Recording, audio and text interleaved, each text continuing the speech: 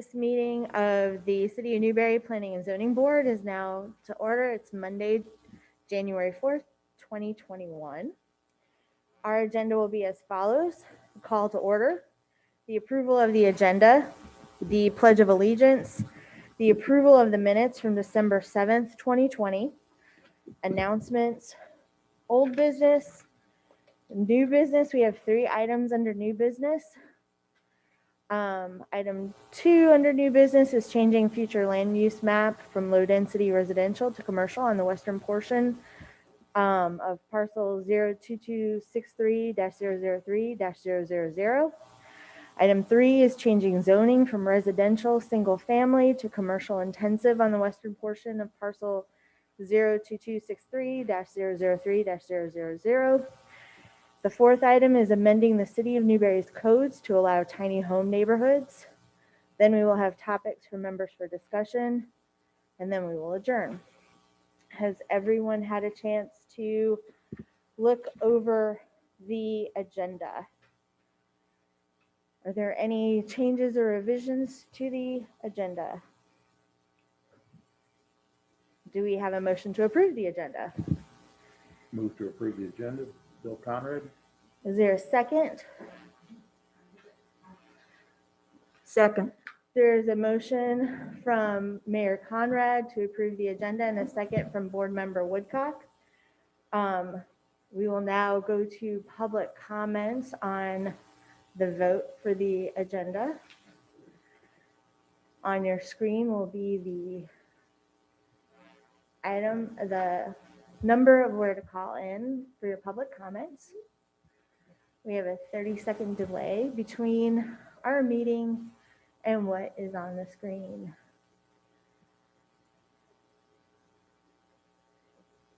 It's not.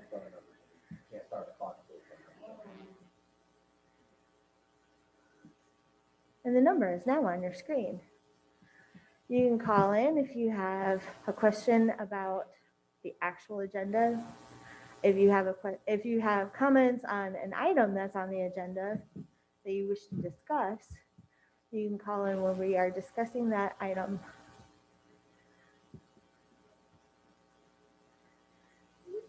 Are there any comments on the agenda?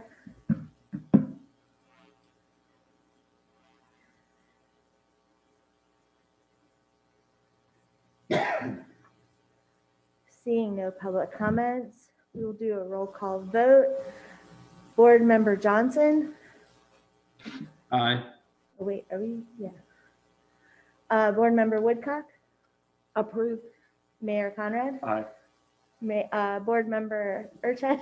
Aye. Aye. The agenda passes 5-0. Now we'll stand for the Pledge of Allegiance. Mayor Conrad, if you could lead us. Okay. I pledge allegiance to the flag of the United States of America and to the republic for which it stands, one nation, under God, indivisible, with liberty and justice for all.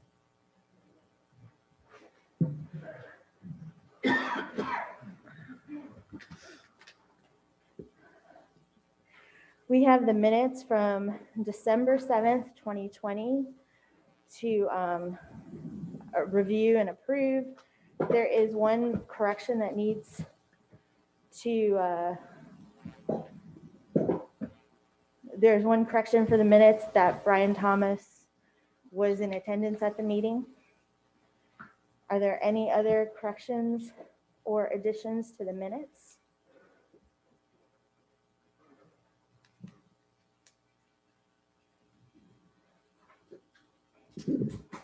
Is there a motion to approve Move to approve the minutes. with corrections? Second. There, with the corrections, okay. There has been a motion to approve the minutes with the corrections from Mayor Conrad and a second from Board Member Woodcock. We have to go to public comments for that.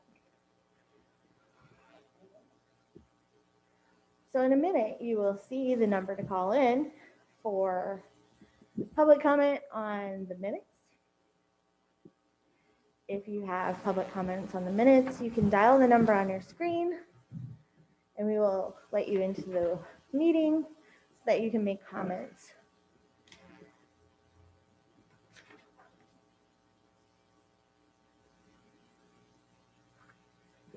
There is a 30-second delay between the meeting and what you are seeing on Zoom.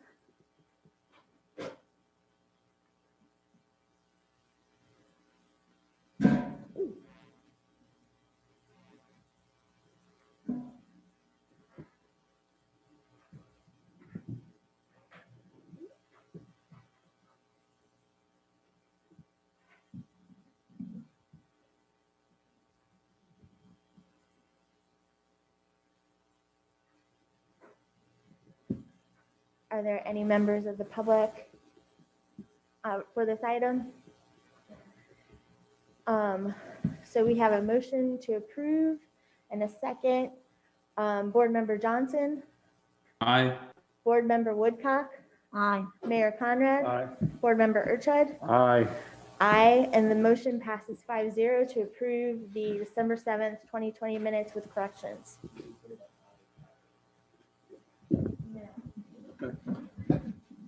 Are there any announcements?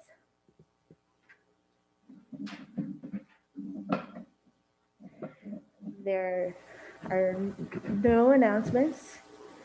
There's no business, so we will move to new business. Our first two items under new business are quasi judicial hearings. So we will go through the procedure for both of these items. And if someone new enters the room between the items, we will go through the procedures a second time, correct?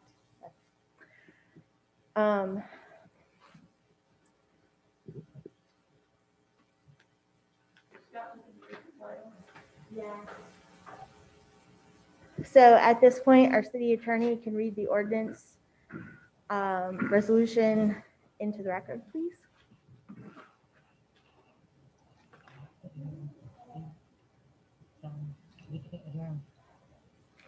Scott, we can't hear you.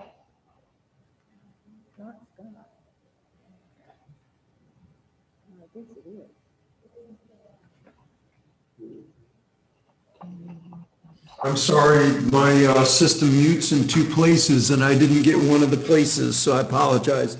Can you hear me now, Madam Chair? Yep. Okay, thank you. You can't hear him? You can hear me, you can hear me now, okay? That's a sign of age. It sounds very, very low.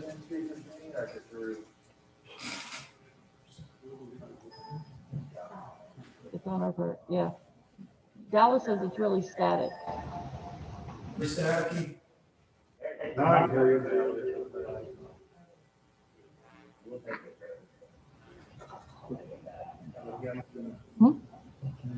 Let me try one other thing. He's talking. Loud and clear, Scott.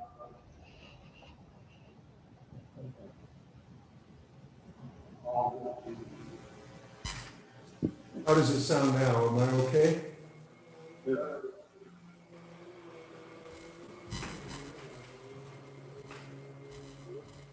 Madam Chair, are you hearing me okay now?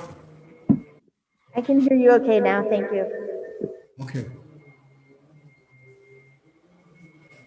Madam Chair, I'm going to read this by title only. You're recommending to our City Commission as to the approval or denial, or of course, the other alternative is for you to table this to a date certain in the future. And I'll read the ordinance that will ultimately be considered by the City Commission.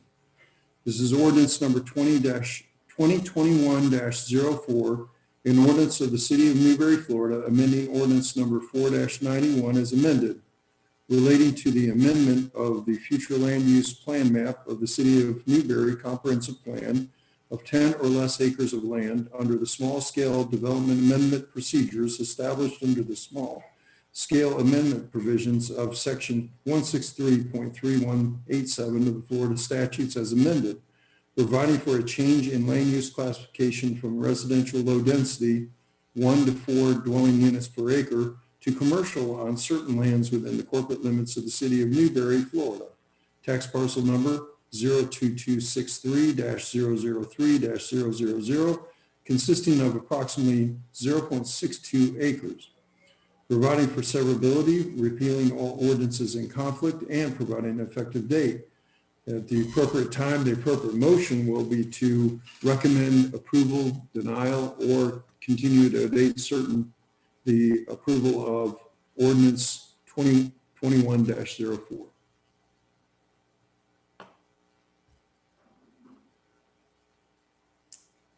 At this time, Madam Chair, the staff may wish to make a presentation before the board. I believe at this point we have to swear in anyone who'll be providing testimony. Sworn in? Mhm. Sworn in, yes. Correct.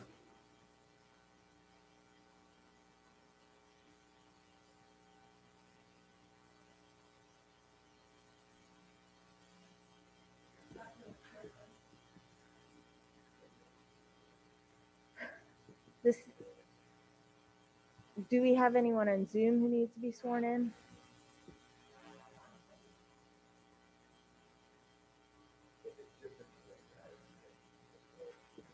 Okay, let's do that then.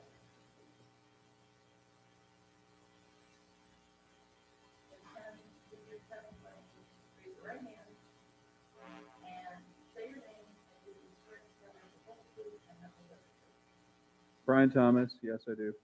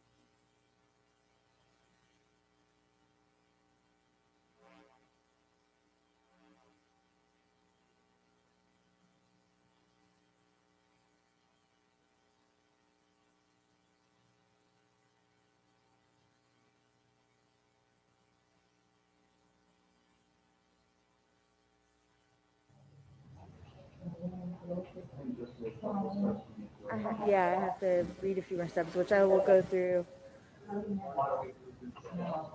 Yeah.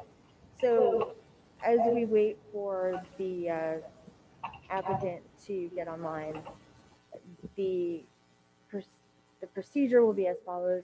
There will be a staff overview, then the applicant may present, then the staff will give their report and recommendation to the board.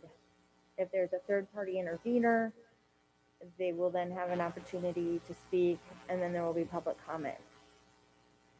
Then there will be cross-examination by all the parties, and then the Planning and Zoning Board will discuss the item.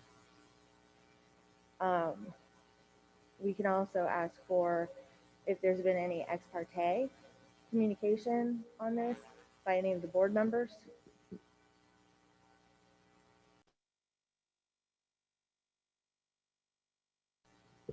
Board Member Johnson?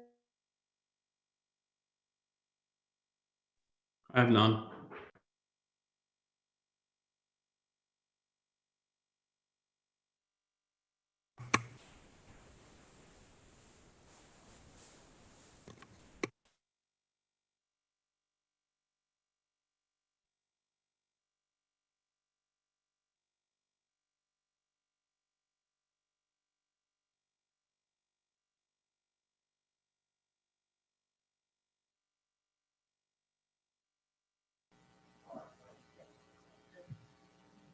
Madam Chair, I was going to say, overview and presentation for this are pretty brief, so the applicant didn't express an interest in presenting, so I don't think he has a presentation to give, although he would like to be available for questions, I'm sure.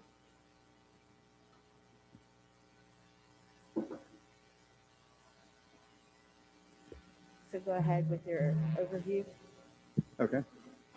Madam Chair, this is a request to change the future land use map for the city of Newberry on a small parcel. It's actually a small lot, which is a third of a parcel, from a future land use designation of low density residential to a future land use designation of commercial. That's really the extent of the overview until we get to the presentation.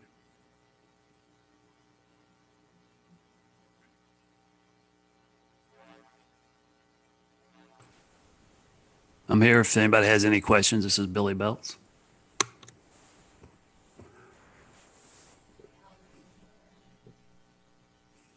So can we get him sworn in quickly?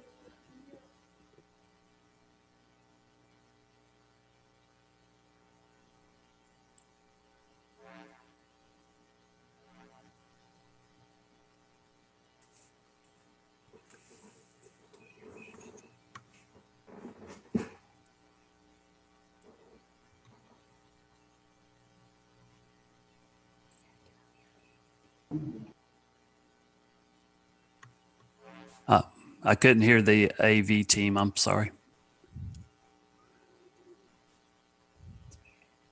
It's muted.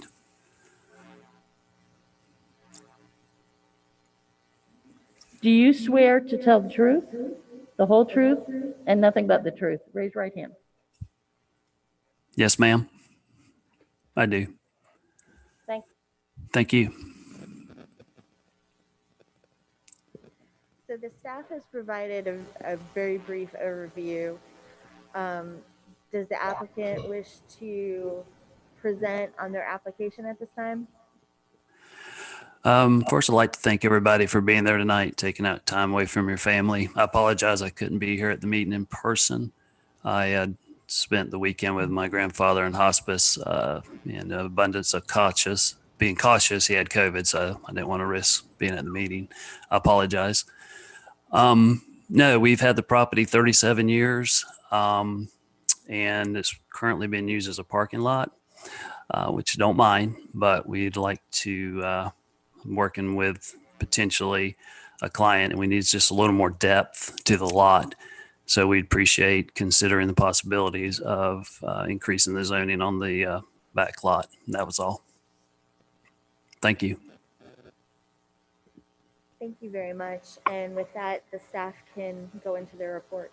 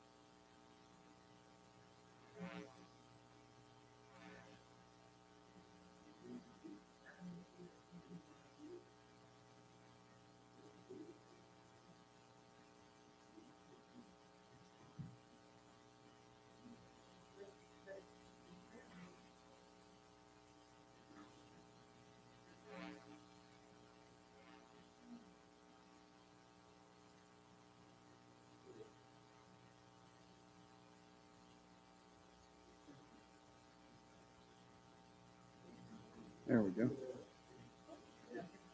I'll give it a shot. Okay, as stated earlier, this is ordinance 2021-04. Got to get used to saying that 2021. Also from application CPA 21-01, and is an application to amend the future land use map of the city of Newberry.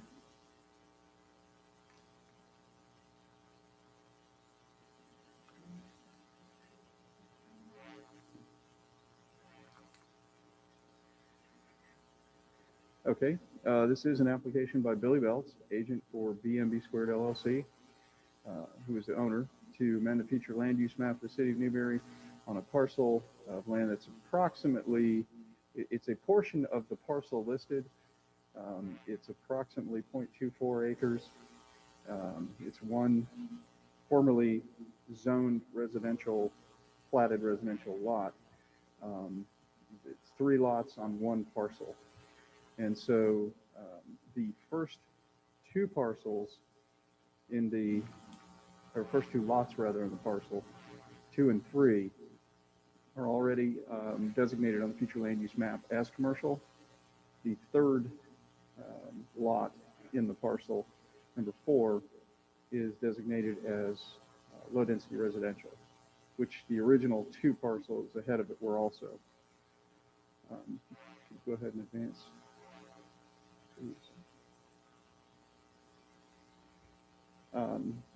So B&B Squared owns all 3 of the lots, which incorporate a single parcel. And as I said, both are already in the front that have the frontage to State Road 45 are already designated commercial on the future land use map.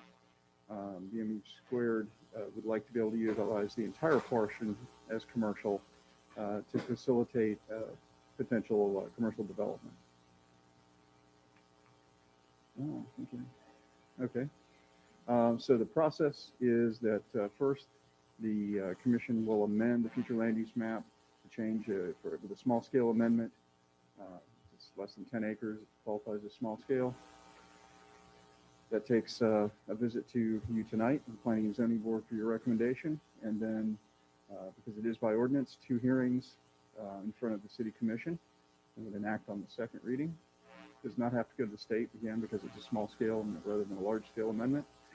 The second step would then be the rezoning, which could be contingent upon the future land use map amendment. Again, you'll hear that one shortly for the rezoning as well. A visit here to the Planning and Zoning Board, and then to the Commission for enactment.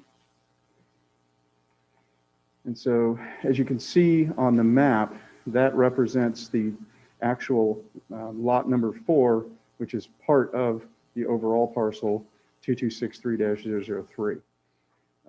As stated earlier, the 2 lots in the parcel to the east, which have the direct frontage on State Road 45, are already designated as commercial.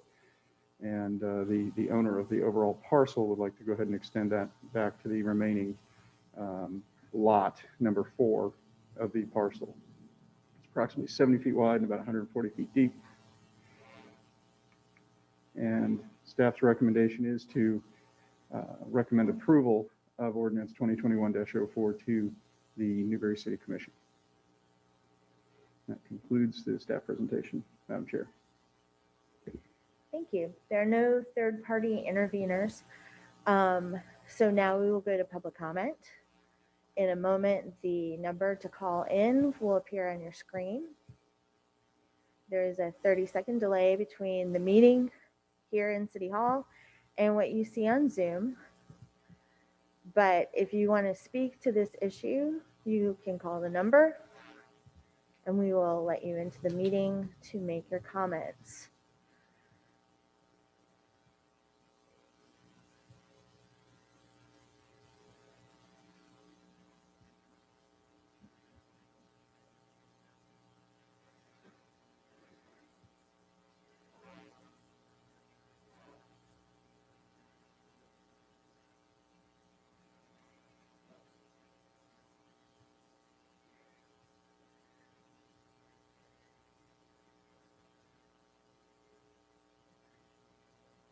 As we wait for public comment, next we will be going, since there is no intervener, we will go to cross-examination.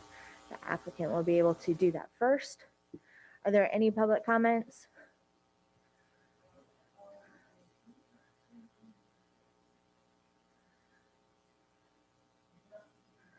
Okay, so there are no public comments. So at this point, the applicant can cross-examine the staff on their presentation if you so wish. No, ma'am. Thank you, though. Does the staff has no cross-examination? So at this point, the members of the board can ask any questions they have to the staff or to the applicant. Are there any questions at this time?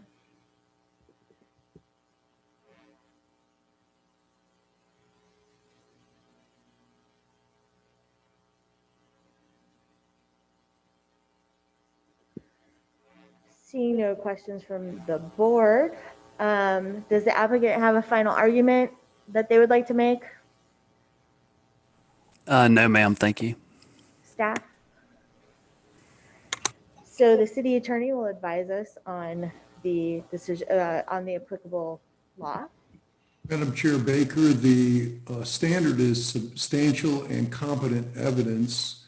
And what that means in the law is that you have to listen to the opinion testimony of experts, which would be, in this instance, Brian is the only expert that's testified before you this evening.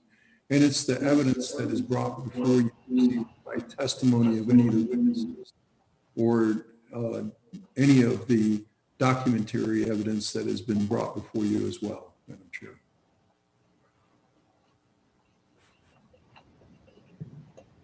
Thank you very much.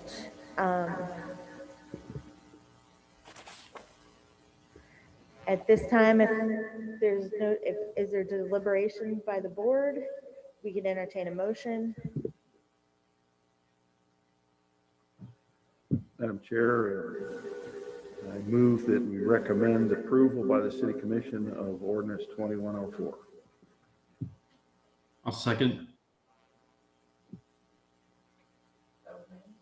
There's been a motion by Mayor Conrad to approve the motion and a second by Board Member Johnson.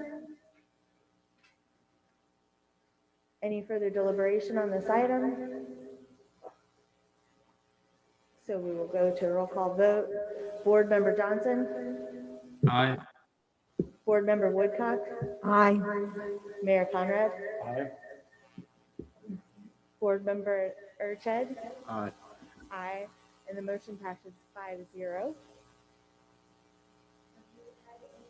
Have we had any new participants since we did the swearing in? So we will move directly to the city attorney reading the next item into the record.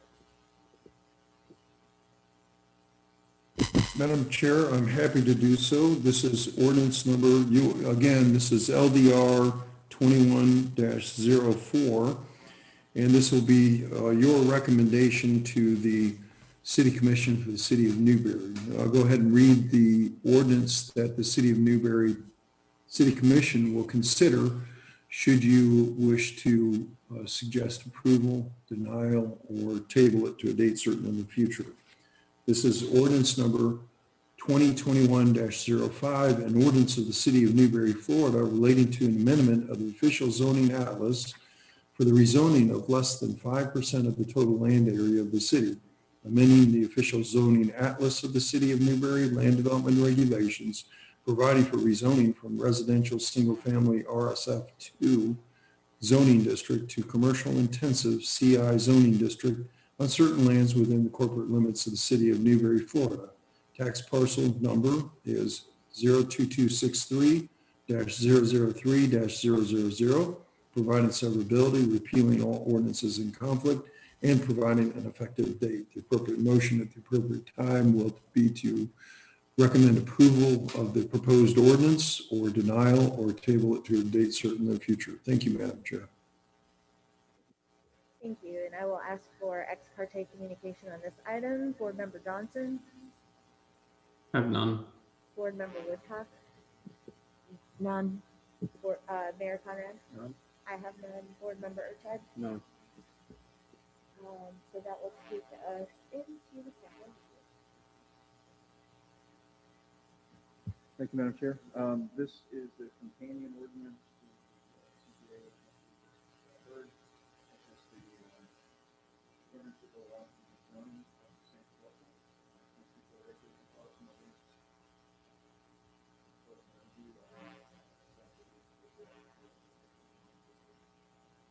Ready to staff presentation. This is stated, and then the ordinance is then zoning atlas of the city of Newberry to change the zoning from ordinance of single family to commercial uses to match the two lots that are located on the same parcel. Again, the application is by the agent for doing this LLC. And again, they DMBS LLC, Squared LLC owns the entire parcel.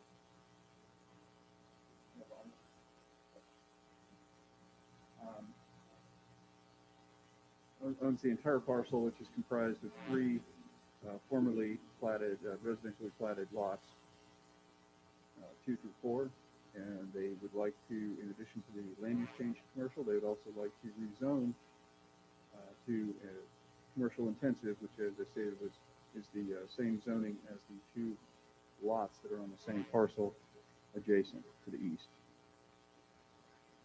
Once again, the process is to change future land use map, which we've already been through. And then this process, which would be the rezoning, which is contingent upon future land use map changes.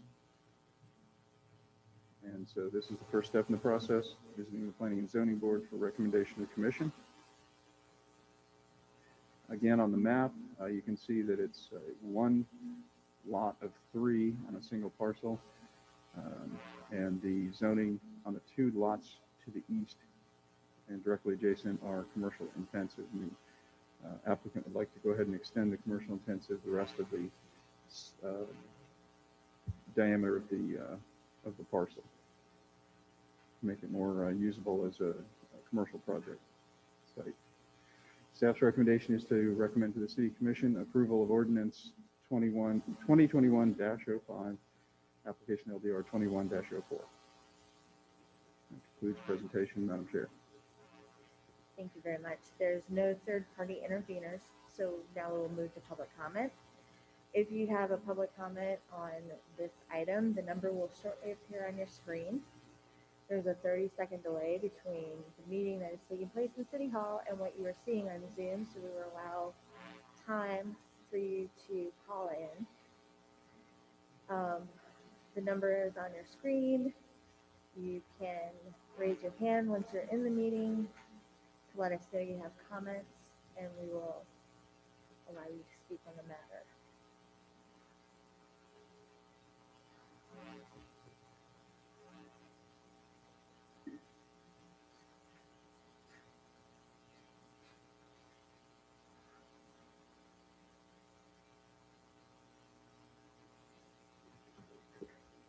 Is there anyone with their hand raised on Zoom for public comment?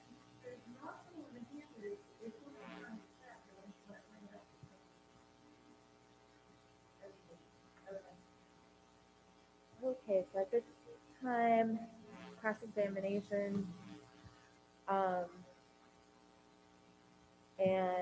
the board can ask any questions that they may have on this item. Are there any questions from the board? All right, so final arguments, if you have any. No, Madam Chair. And with that, the city attorney will advise us on the applicable law and factual findings that we have to use. Madam Chair, it's substantial and competent evidence. Thank you very much. If there's any further deliberation from the board, if not, we can entertain a motion.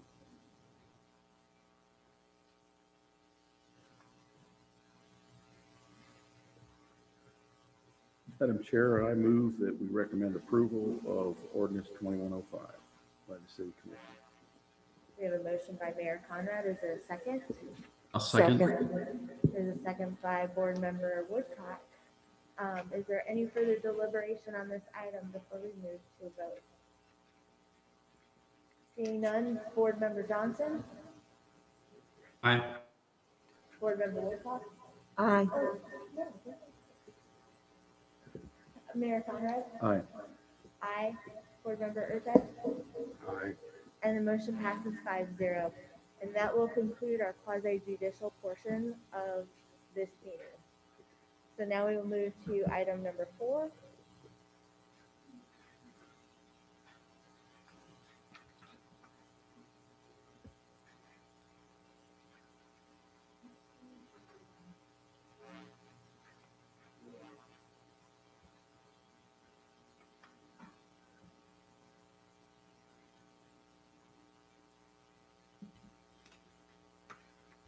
Madam Chair, would you like me to read that into the record? Yes, sir. Could you please do that for me? Absolutely.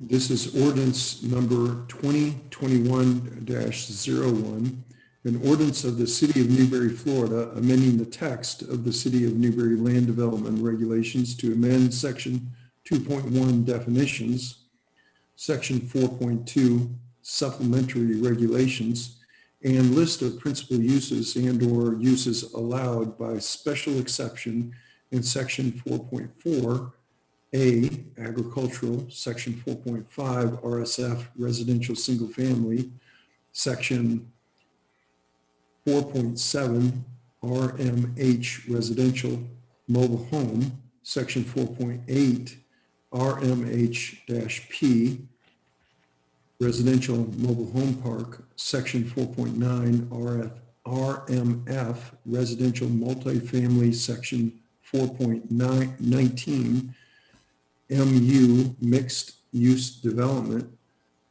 Section 4.20 PRD planned residential development, and Section 4.21 planned development zoning district, which is PD, to allow tiny home neighborhoods, providing for development and design standards, providing for codification, providing severability, repealing all ordinances in conflict, and providing an effective date. And Madam Chair, the appropriate motion at the appropriate time will be to recommend to our City Commission for the City of Newberry approval of ordinance 2021-01. And of course, you have the opportunity to continue this to a date certain, should you so choose, or you can recommend that it not be approved. Those are your three alternatives. And the board is, of course, free to make any amendments and recommend amendments to the ordinance as drafted as well. So, Madam Chair, that's the measure that will be on the floor once the motion is made.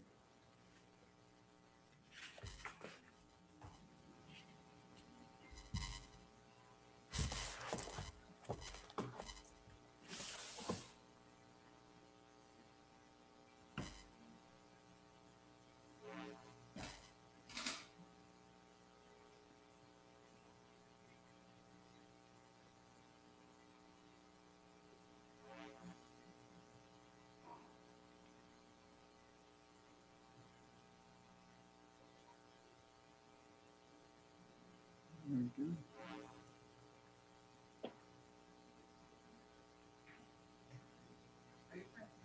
I was trying to go backwards.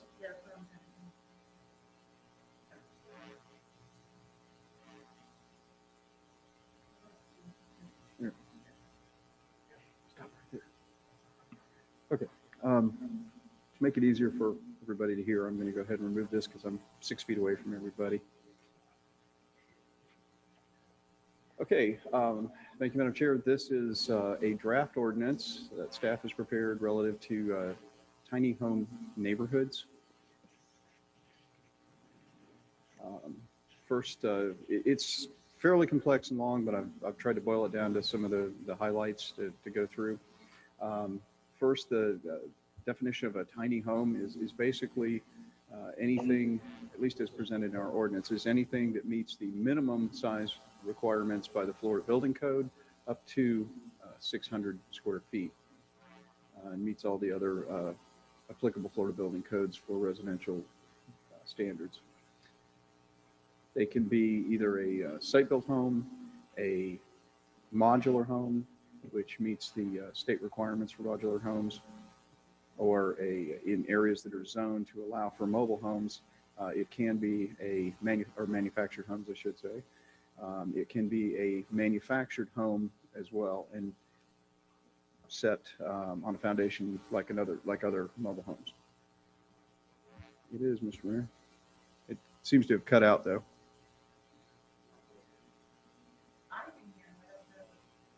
I can go to the. We might have lost the echo. Okay. Mike looks, okay. One of the things that we're not contemplating tonight is tiny homes on wheels, or THOs as they're commonly referred to. The housing stock that we're talking about tonight would be on regular foundations, permanent foundations.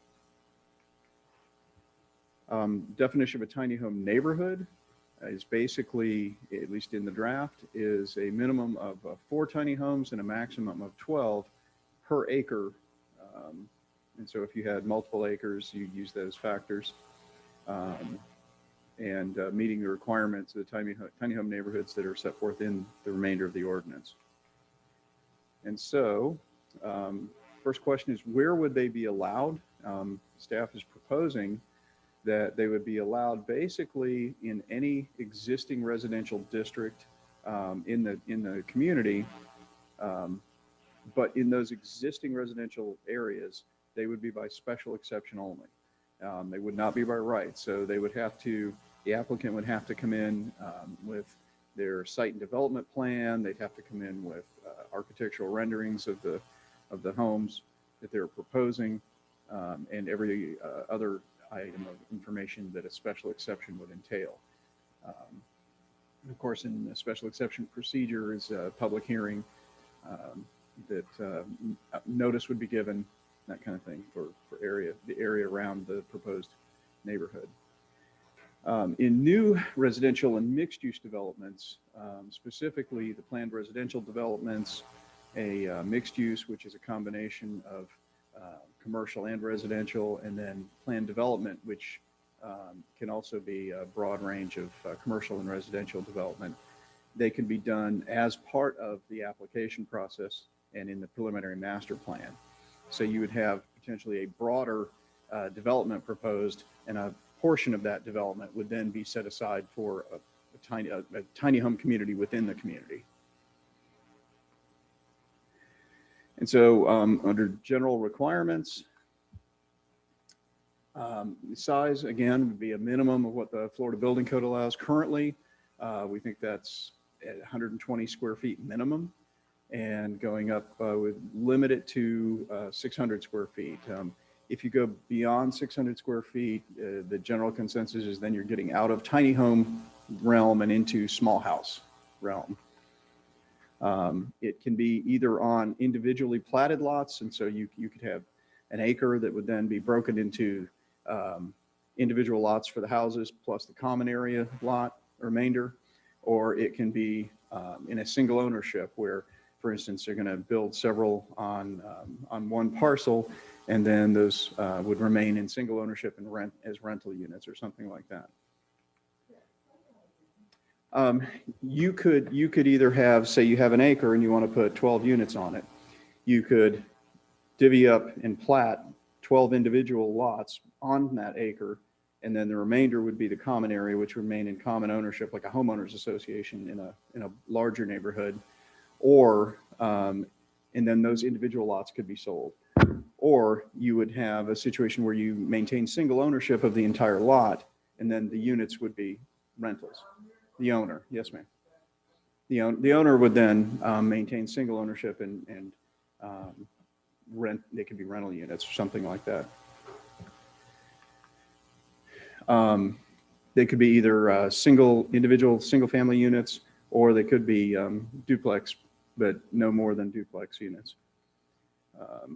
It would have to be, as I mentioned, site built or modular based, put on a permanent foundation. If it's zoned for manufactured housing, again, you could mount it on a foundation like a regular manufactured home. Again, a minimum of 1 acre lot, for minimum to qualify as a tiny home neighborhood, 12 maximum per acre. And in agricultural zoning districts, the proposal is that you would allow 3 units per 5 acres. And right now, in agricultural zoning, you're limited to 1 unit per 5 acres. This would expand on that a little bit, given the basically based on the concept that a tiny home is going to use a fraction of the resources that a regular home would on that same 5 acres. Can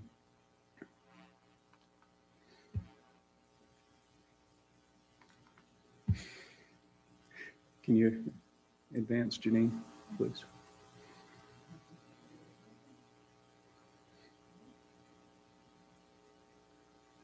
Okay. Common area is required, and the common area could be open land for communal get-togethers, fire pits with chairs around it or something like that. It could be a community building, which could have a clubhouse or storage area or guest quarters. The maintenance for all the common areas and facilities does have to be in a recorded maintenance plan, which would be approved by the city to maintain the neighborhood in perpetuity. If you're going to do individually platted lots, the minimum width of each lot would be 20 feet. The minimum depth would be 50 feet. So minimum square footage of 1,000 square foot lot. The neighborhood has to have access to a paved public right-of-way with a maximum of 2 points of access. What that basically means is that you could, you're not going to have a situation where the parking backs out onto the public right-of-way. You'd have a situation where you pull in and then you turn around in the common parking area and come back out on the right-of-way. Or you could, but you do have an option of having 2 points. You could have one in and one out, depending on the layout of the lot. All the buildings within the tiny home neighborhood would have to comply with the perimeter setback requirements for whatever the zoning district it was in. And it has to be served by potable water and city sanitary sewer, except in the agricultural district. So design requirements, that's sort of your general requirements for the neighborhood. Design requirements, each home, again, as we said, would have a centralized common area. There would be a minimum requirement of 400 square feet per unit to go into the common area. Again, community buildings can count towards that common area requirement. But community buildings are not a requirement, they're just an option. All the homes have to have a usable front porch with some minimum standards on the size of the front porch. And secondary entrances facing either sidewalks or public right-of-ways would have to have a small rear porch as well. Parking can be provided in a common lot or garage. I've seen some models of both. Mostly it's open parking, but there are a few out there that they've built a community garage as well. Recommending limiting it to 1.5 spaces per unit. The general thought there is that with tiny homes, you're talking to people who are living in the minimalist lifestyle, so they probably have less need for 2 cars like a larger home would. Common parking areas and drives adjacent to the neighborhood would be screened in addition to the setback requirements, so that somebody in an adjacent lot wouldn't be looking out over a parking lot. And if they also include dedicated storage, that has to be further screened with an 8-foot opaque fence. Common parking areas may not directly access the right-of-way, and like I said, the reason for that is you don't want to have a line of cars parking just off, pulling on an apron off of the right-of-way and then backing out simultaneously directly onto the right of way. And so by requiring them to have some sort of an interior drive that then goes to a common parking area, it prevents that from happening. Just safety issue. And it's aesthetically better that way. Pedestrian walkways will be provided throughout the facility and basically connecting every unit to the common areas and the parking areas. And fencing within the development would, and this is fencing not on the perimeter, but fencing around each unit. The recommendation would be basically like a picket style, 4 foot high or so, semi-opaque or 50% opaque maximum, so that you can see through the fence. Most of the neighborhoods that we've researched, they use the picket style of some sort or another. Very aesthetically pleasing. As far as architectural design, they would, like all the other commercial structures in town, they would be required to conform to the Florida vernacular style. So there's sort of some question about what that is, and I found a couple of quotes that talked about it. Elements of Florida vernacular architecture rooted in practical responses to the state's humid and subtropical climate.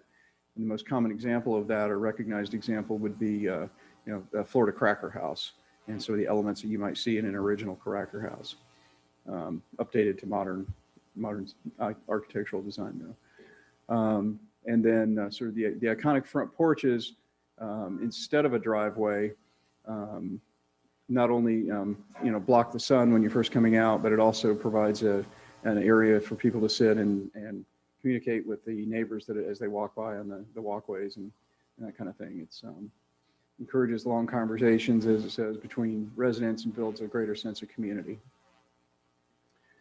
The roof, it provides for a number of different roof styles that would match up with the Florida vernacular style. Front porches, as mentioned, are required. Exterior finish, again, there's a wide range of different finishes that would line up with the Florida vernacular style. And then colors would be predominantly the historic palettes. Florida, again, going back to that same Florida vernacular style, which is a lot of lighter earth tones and that kind of thing, beiges and greens. Trim, I won't get too deep into that, but basically the trim is one of the things that sets it apart from the Florida vernacular style. And so a lot, some of those trim elements are what gives you that architectural flair that you're looking for, the aesthetic. Limits the size of the blank wall areas, although with a tiny home, it's unlikely you're going to have much of a blank wall. You're either going to have a window or nothing because it's small. And conceivably, you could have a metal clad structure, but the exterior would have to mimic some of the other styles. It would not be able, you wouldn't have something that would look like a typical metal clad. So if it simulated bead and batten or lap siding, that kind of thing, it would be acceptable, just not your typical corrugated vertical designs of a metal building. And then compliance would be demonstrated during the submittal of elevations, front elevations, to see what each individual unit would look like and ensure that they would comply with the design standards. That's a fairly quick and brief summary of most of what's in the ordinance. Staff, if the board thinks that a tiny home neighborhood is a good thing and would help us with some infill in the community, potentially affordable housing options and that kind of thing, staff would recommend the board recommend approval to the City Commission of Ordinance 2021-01. And Madam Chair, that completes the presentation. A couple of examples I've put in afterwards. This is sort of a general look at some of the styles. The one on the left there is actually probably the best example of Florida vernacular architecture I've found yet. Incorporates a lot of different design elements from an original cracker style. Again, so the one on the right is probably a little more gingerbread than Florida vernacular, actually. And then some just kind of general looks at what a layout could be. The one on the right has a perimeter drive that goes around the outside with everything centralized on the inside. Your community parking on the south, at the bottom there, with one drive in and out to the main road. The one on the right, again, also has community parking, and then has a perimeter drive / walkway that goes around the centralized common area. This is a general idea of what something like that could look like. The area in the center is a common community facility, although, of course, don't look at the architecture because it's far from Florida vernacular. But a general idea of what an actual tiny home layout might look like. And with that, Madam Chair, concludes the staff presentation. Does the board have any questions on this item? I couldn't hear you. Does I'm the sorry. board have any questions? I do. I don't know. Does anyone else? Should I I start? do, Mr. Hill. You go first. Okay. Mr. Thomas, thank you. You all have done a very nice job of looking. I have several questions, actually. One is, have you physically visited any of these, or are these just pictures from the internet? Madam Chair, at this point, it's just from our research on the internet. We haven't actually had a chance to go visit any of these yet. A lot of them are still under construction, but there are some examples out there we could travel to. Okay. I did visit one recently, but it was one that was on wheels, but a nice, the horseshoe driveway. Okay. At some point, I don't know where I marked this, but there was some mention about, I don't think it was called a retention pond, but I'm sure we would have to have some kind of overflow, something. But I was concerned that maybe the area that's being for use for that particular reason could be a part of what they're calling the community area. So there's land set aside for drainage, but could that be potentially, could that be what's on the plan? Madam Chair, in this instance, that the common area wouldn't necessarily be considered for that use, because typically when that's allowed in other developments, it's as passive recreation area, and the common area in one of these communities would be more akin to an active area, active common area, active recreation area. And so if stormwater retention would be required, it would need to be on the periphery, not in the common area. That would not be considered part of the, Yes, ma'am. okay, just to make sure on that. If these are going to be excuse me, owned by people, I'm going to buy one. I don't know where I'd put all my stuff, but I'm going to buy one. Is this going to have an HMO? How are we going to decide who's going to paint pink and who's going to paint green? And if they're rentals, which I really have to say up front, I have some concerns about that. But if they were to be rentals, the city would also require a manager on site for a rental community?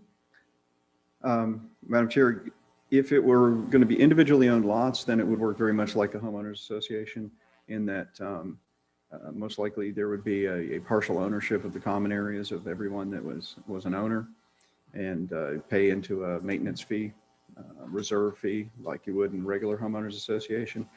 If it's going to be a rental unit where it's held in single ownership, then the owner would still be required to have filed a maintenance plan and have it approved by the city, and then it would become basically part of the special exception. And if they were in violation of that, it'd become a code issue and be enforceable through the code If they were in enforcement. violation of, Whatever was in their maintenance plan that was approved by the city. but we're not asking the owner of a rental village to have a manager. Sorry, thanks. I forgot that part of the question. Typically, most apartment communities don't have an on-site manager, and so it would probably either be the individual owner, depending on their situation, or they would hire a property management company to handle it for them.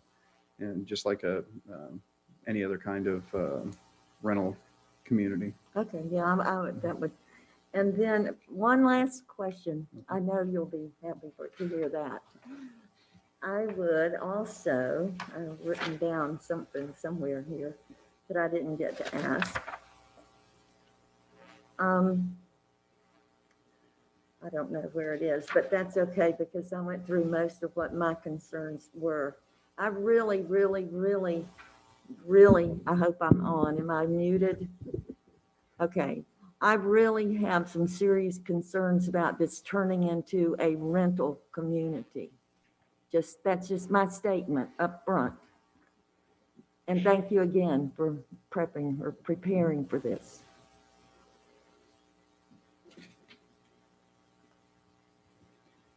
Board And- Member Urtasun? Oh, one second, I found it. Okay.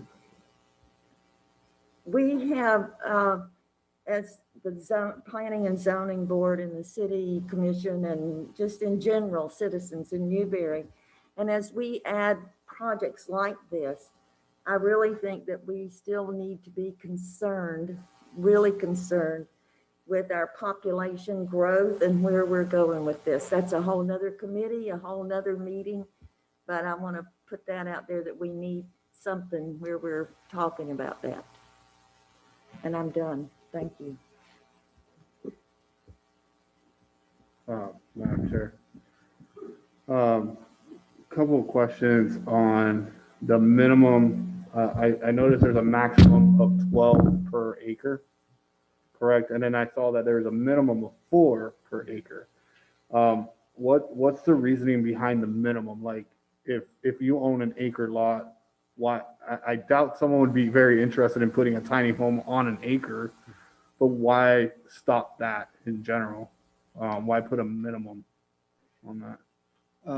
Madam Chair, you can actually put a single tiny home on any property. Well, back up. If there are deed restrictions within the subdivision that prohibit it, they have minimum square footages, you have to deal with that. But in the areas where there are no deed restrictions, it's just a residential zone district without minimum size restrictions. You could build a tiny home right now, provided it met all the Florida Building Code requirements. The reason to go 4 or above is because if you're going to approve a tiny home neighborhood, generally 4 is going to be the absolute minimum that you're going to need that's going to make it worthwhile. And 4 probably is on the low side to make the investment on the community infrastructure in terms of the common open areas, the common recreation areas, or common driveways and those parking areas and those kind of things. And so you're most likely this is going to lend itself towards the higher side of that, just because that spreads the cost of all the community space requirements across a broader number of units. Okay. Now the other question to that is, can there exceptions be made, like special exceptions to that minimum for the neighborhood? Could it be 2? And can it go the other way? Can someone ask for more than 12? Will exceptions be considered? Because the reason I'm asking that is is this going to be set in stone? Like, listen, there is no leeway here, because the last thing I want is to really pack in more when 12 is the cap. Madam Chair, whatever is in the ordinance is what would be enforceable and permissible. It's not the type of code that would lend itself to a variance request. Maybe if you were going lesser, but certainly not more. And so in general, the code would be the governing documents that you go by and standards.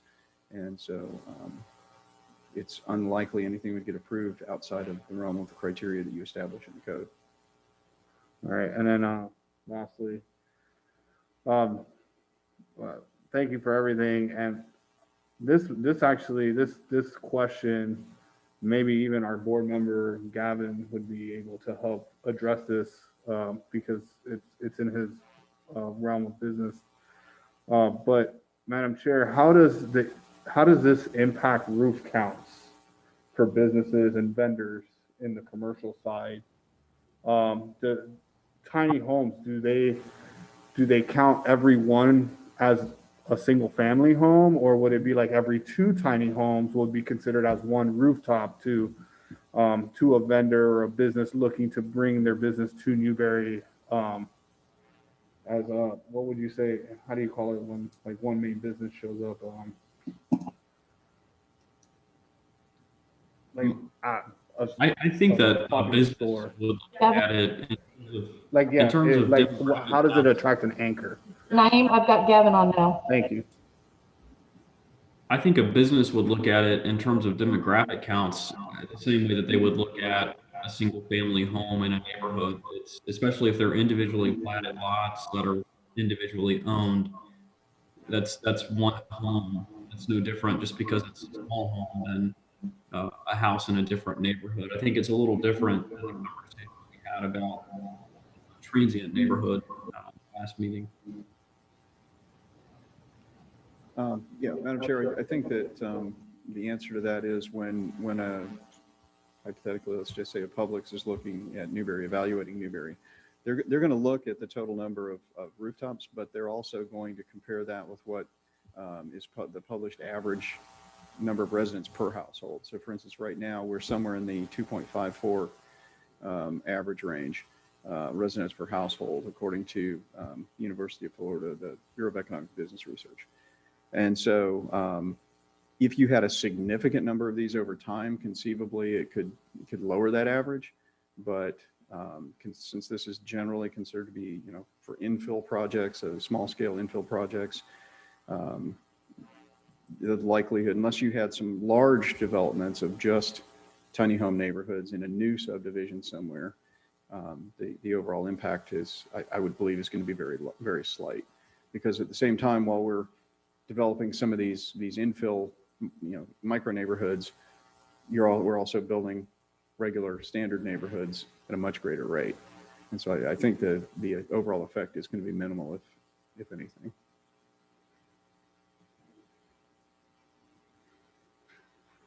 Are there questions from our other board members? I do. Gavin. Thank you. Brian, I think it's a good presentation. I think it's a good idea. My wife and I have actually seen similar neighborhoods in the Carolinas. There's a neighborhood called Palmetto Bluff in the Carolinas that it's not necessarily designed to be a tiny home community, but there are portions of it that have these style homes that I think can be really attractive when done the right way. In your presentation, there was a slide that talked about the required materials, and that was around where you mentioned the Florida vernacular style.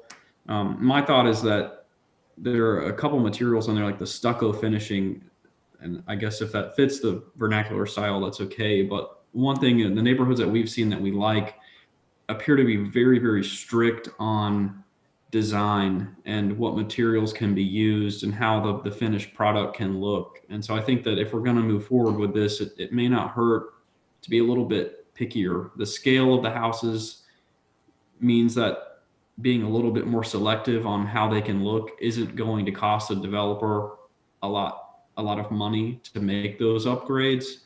And so my opinion would be that if we're going to move forward with allowing this, that it be under a little more scrutiny than maybe some of the neighborhoods that are more traditional.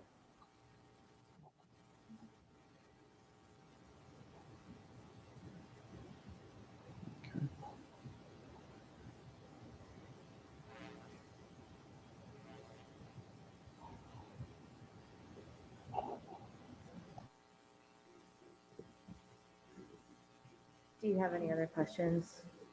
My only other question, I think it's on page 5 in your presentation, Brian, and it talked about where the projects can go and what zoning categories will be amended to allow it. I just want to make sure that are we opening any kind of loophole for someone to put a mobile home park onto a property that currently wouldn't allow a mobile home park, but they could develop one based on these requirements? Madam Chair, typically a mobile home park is going to require substantially more acreage than an acre or two.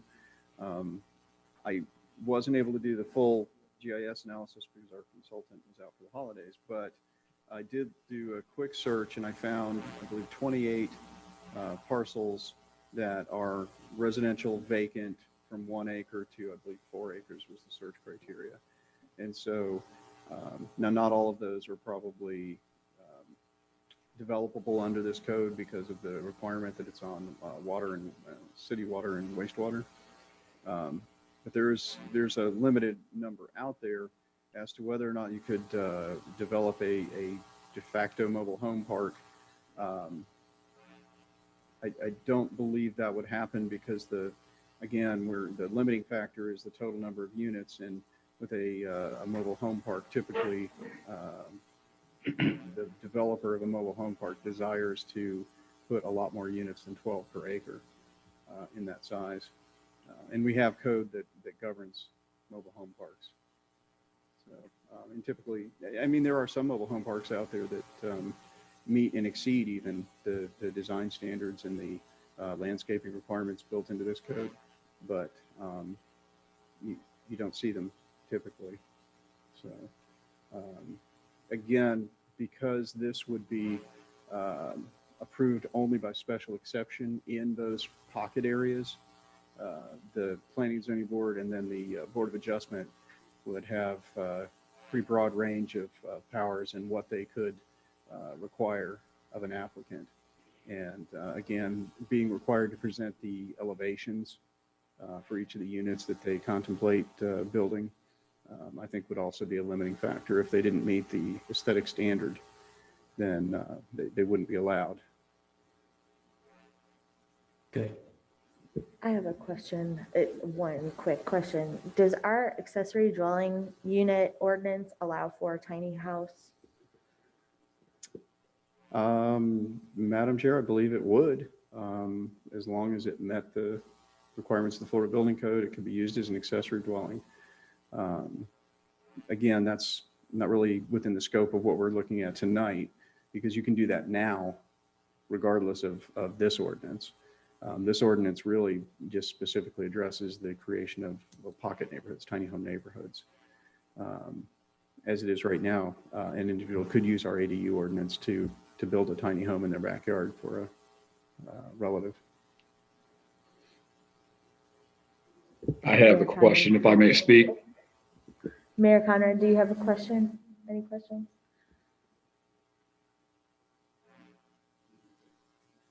Was that a public commenter? It was Brett. So at this point, we'll go to public comments. Hold on just a minute, sir. Oh, we have them here. So if there's no other questions from the board, go ahead. So go ahead to me. I appreciate how slow and steady we've had a nice conversation with the P&Z. We had a conversation with the commission. We've looked at some drafts. I appreciate how we're going about trying to work this, because I want to echo board member Johnson's concerns. You know, from the beginning of this conversation, for me, my concern has been, you know, how do we allow this to happen, but make sure that it happens in a very nice, attractive way and doesn't become, you know, a series of sheds that people have cut an air conditioner into the side of.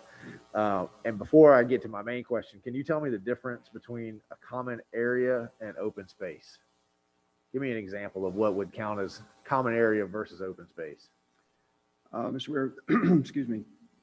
The common area is the area designated for common use by all of the residents. Open area may be, well, it's a good question. You could do a stormwater facility, for instance, in a common area, or I mean, an open area.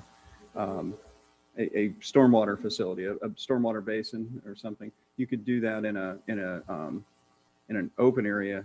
It wouldn't necessarily qualify under this ordinance as the community open space. There are a lot of similarities because any open space conceivably is accessible by anybody who lives there. But the common open space is intended to be a community gathering area, whereas smaller bits of open space on the perimeter while open to everybody, wouldn't necessarily satisfy that function. And I guess the only thing I was looking at agree with is that the architectural design, which is 6, okay, 86, the whole packet of 7, it does seem. Can't hear Mayor Marlowe. Can you hear me? Can you not hear me, Gavin? I can now. Okay. I'm looking at the architectural design, which is item 6. It's on page 7 of the ordinance, page 86 of the whole packet. And it does seem to really say the only thing that you can bring forth is Florida vernacular, right? All texturized shall comply with Florida vernacular. And it seems to me like we should say we prioritize Florida vernacular, but most of this is going to be done by special exception. You're going to have to bring renderings and things like that and show us what you're talking about. And a lot of those examples that you showed, I thought were more attractive than the Florida vernacular one. So I want to make sure that the language here isn't tying our hands to one style that may be open to interpretation. I wonder if we can just loosen up that language a bit to say, you know, all architectural designs, features and design will prioritize architectural features and designs to Florida vernacular, but you know, the gingerbread house. I don't know how you word that so that, you know, I think if someone's doing a neighborhood, they probably want to pick a feel, right? A vibe for that neighborhood. It may be the gingerbread, it may be the Florida vernacular. And we want to be able to be open to those kinds of suggestions. You know, the one that you showed, which was the neighborhood that distinctly wasn't Florida vernacular, was very attractive. You know, it was big open glass windows. It all looked, you know, in on it, on the neighborhood. I wouldn't want to have to say no to that neighborhood because it's not Florida vernacular. That's my only comment. That's what we're here for, is those kinds of recommendations on things maybe we a little too tight, things we could look at differently. So. But Matt, I want to reiterate, I'm in perfect agreement with Board Member Johnson that I would rather have this a little bit stricter, especially at the beginning, to ensure that we get nice neighborhoods. And if we do a couple and we you know, we can always come back to the ordinance and say, okay, we made that section a little too tight. We can loosen up on that.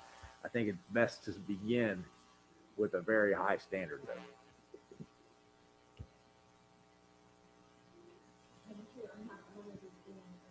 It's mainly for you, but maybe Gavin could chime in. As we go through this is a big project for Newberry or any community, but it's really going to have an impact. Not only this project, but all of these projects are having a big impact. But I really think we need a lot of pre-planning. And like I said, maybe a small group, you and me, I don't know, but just a small group that can really problem solve and toss these things around. And let's really look carefully before we go and say, well, yeah, we're going to build a tiny home village. And here you go. Thank you. Madam Chair, certainly staff is wide open to subcommittees in that kind of meeting, you know, situation, whatever's the will of the board. So are there any other questions from the board before we entertain a motion and move to public comment? I have one more question for Brian. Can you all hear me? Brian, just in your opinion, and in terms of the feasibility of a developer coming in and being able to make the economics work with the requirements and the minimum of the 4 homes also being required to have a stormwater basin on 1 acre, if the goal is to allow them to build the highest quality but sell at the lowest price to encourage affordable housing, how feasible is it that a developer can come in and meet our requirements for stormwater, roadways, sidewalks on 1 acre with only 4 tiny homes? I mean, is that possible? Madam Chair, and again, that's why 4 is listed as the minimum, and going up to a maximum of 12 per acre to actually encourage a little bit higher density development and to help spread those costs. I think actually one of the people that's on the line is a developer that I spoke with earlier today, who is looking for property to do sort of a pilot development of a tiny home community. His company actually constructs foundation-based tiny homes, and that's a prime consideration that we spoke of. Was you've got to be able to get the right mix of the cost of the land, legislation that allows for the development of a tiny home neighborhood, but then also, of course, to the standards. But now the target market that they're aiming for, I think, is probably a little bit higher than low income housing. They're more aimed at the affordable housing market, and he told me that a lot of their clientele is actually, for instance, the 50 plus category. Kids are out of the home, they're empty nesters, they don't need 3,000 square feet anymore, and so they're looking for a higher end tiny home community that they can call home, that meets all their needs, and they can spend the rest of their money elsewhere. So the affordable housing means a lot. Defining affordable housing it's a broad stretch, and so if you can build a home that ultimately has a mortgage of $600, that's significantly less than the monthly rent on a typical 2-bedroom apartment. So it still could qualify as affordable housing. But you're right, the larger the number of units, the more there are to spread out those common costs for the common area requirements and the aesthetic requirements.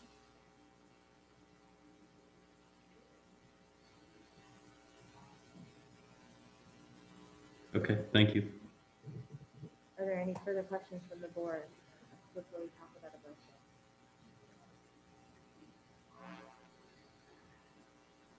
Would anyone care to make a motion before we go to public comment?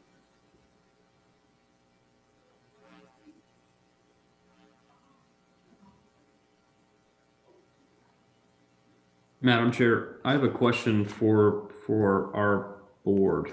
Is it possible that within the review of a special use permit of something like this, that we could recommend that there is a separate approval required for the design of the building, so that part of the special use permit is the approval of a site plan and the approval of the concept, but then a more in-depth approval of the special use permit would be specific design review of structures?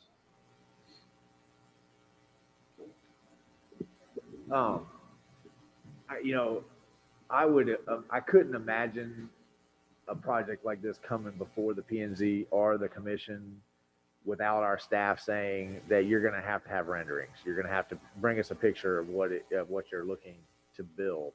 But I think it's a reasonable insertion to say, if you come with a special exception, renderings must be part of that.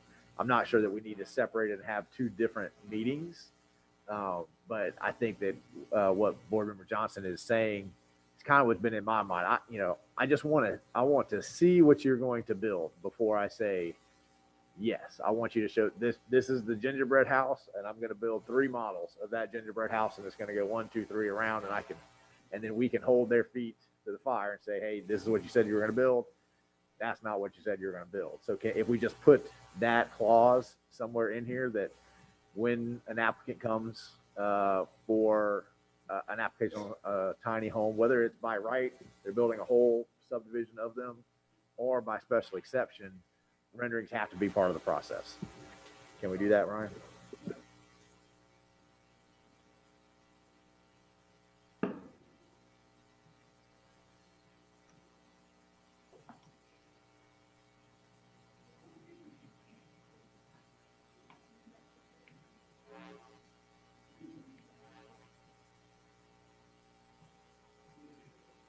Mayor Marlowe, did Mr. Thomas answer that question? Can you not hear him, Gavin?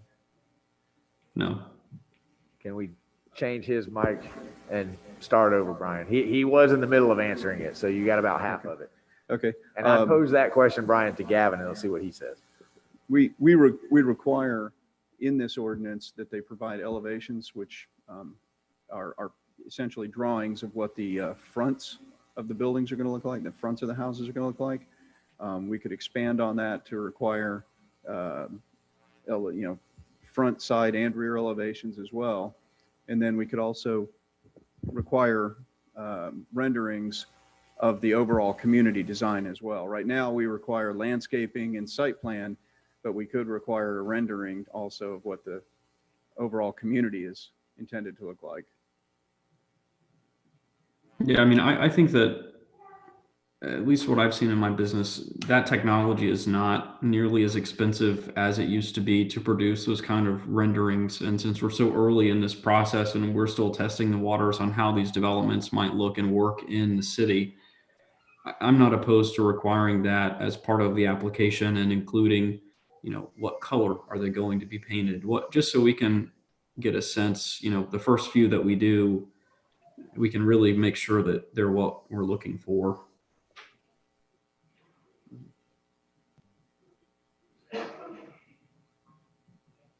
Madam Chair, that'd be an easy add to the ordinance. Board Member Johnson, would you like to make a motion including those things in it? Sure. I'll make a motion to approve how it's written with the addition of language that requires comprehensive renderings of the overall neighborhood design and the individual structures intended to be built that let's say color renderings of the overall neighborhood design and the structures that are intended to be built. So we have a motion to approve with an addition. Is there a second? Second. There's a second by Board Member Urched. We will now move to public comment. We will be putting the number up on your screen so that you may call in if you have public comment on this item. We do have one public commenter who has been waiting, who can go ahead with his public comments while we're getting this number up on the screen for you. Is that me you're talking about? Yes, sir. I'm sorry for chiming in earlier. I'm having trouble hearing some of this process. But my name is Brett Hiltbrand. I'm owner of Cornerstone Design Build and Cornerstone Tiny Homes. I was just made aware of this ordinance in Newberry this morning, and I want to, kudos to you guys for considering this. I think what you're going to find out is the people that this could attract are people that you would be very happy to have in your community. We've built over 100 of these type units, and the people that we're building them for aren't typical, I don't know how to say this, but they aren't typical affordable housing type people. I think you're going to be surprised at the type of people that come to live in this type of community. And I also wanted to address Mr. Johnson's and I think some other people's concerns about a mobile home park. Mobile homes and park model units are not Florida Building Code compliant. They're compliant to either HUD or RVIA standards. So they would be exempt from this. Your building department would keep that from going in there. That's something that we've had trouble differentiating our product with theirs for quite some time. It's not anything even close, as a matter of fact. A lot of our renderings and pictures were used in your own presentation earlier, and I'm flattered by that, by the way. I do have some concerns about the affordability after reading this. I spoke with Brian a couple times, or actually one time earlier today, and I went through this. I went through this myself, pretty detailed. The porch sizes, I would like to ask that they be eased a little bit, because to make those in a modular setting, we wouldn't be able to abide by the 8 feet deep on the porch side. The square footage we could probably hit, but not the depth. Facing the common areas, that would be a tough one to do. And another concern, the only other concern that I have of this is the walkways might make a project not, it might make the numbers not work if we had to put too much sidewalk in this. But other than that, it's kudos to Newberry for having written this. You guys did a great job on this, and we'd love to be a part of this if we can make the numbers work in Newberry.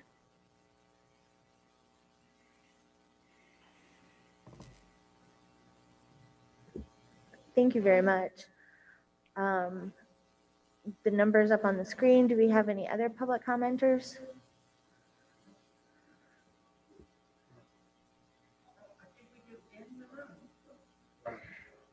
Your hand was hidden, sorry.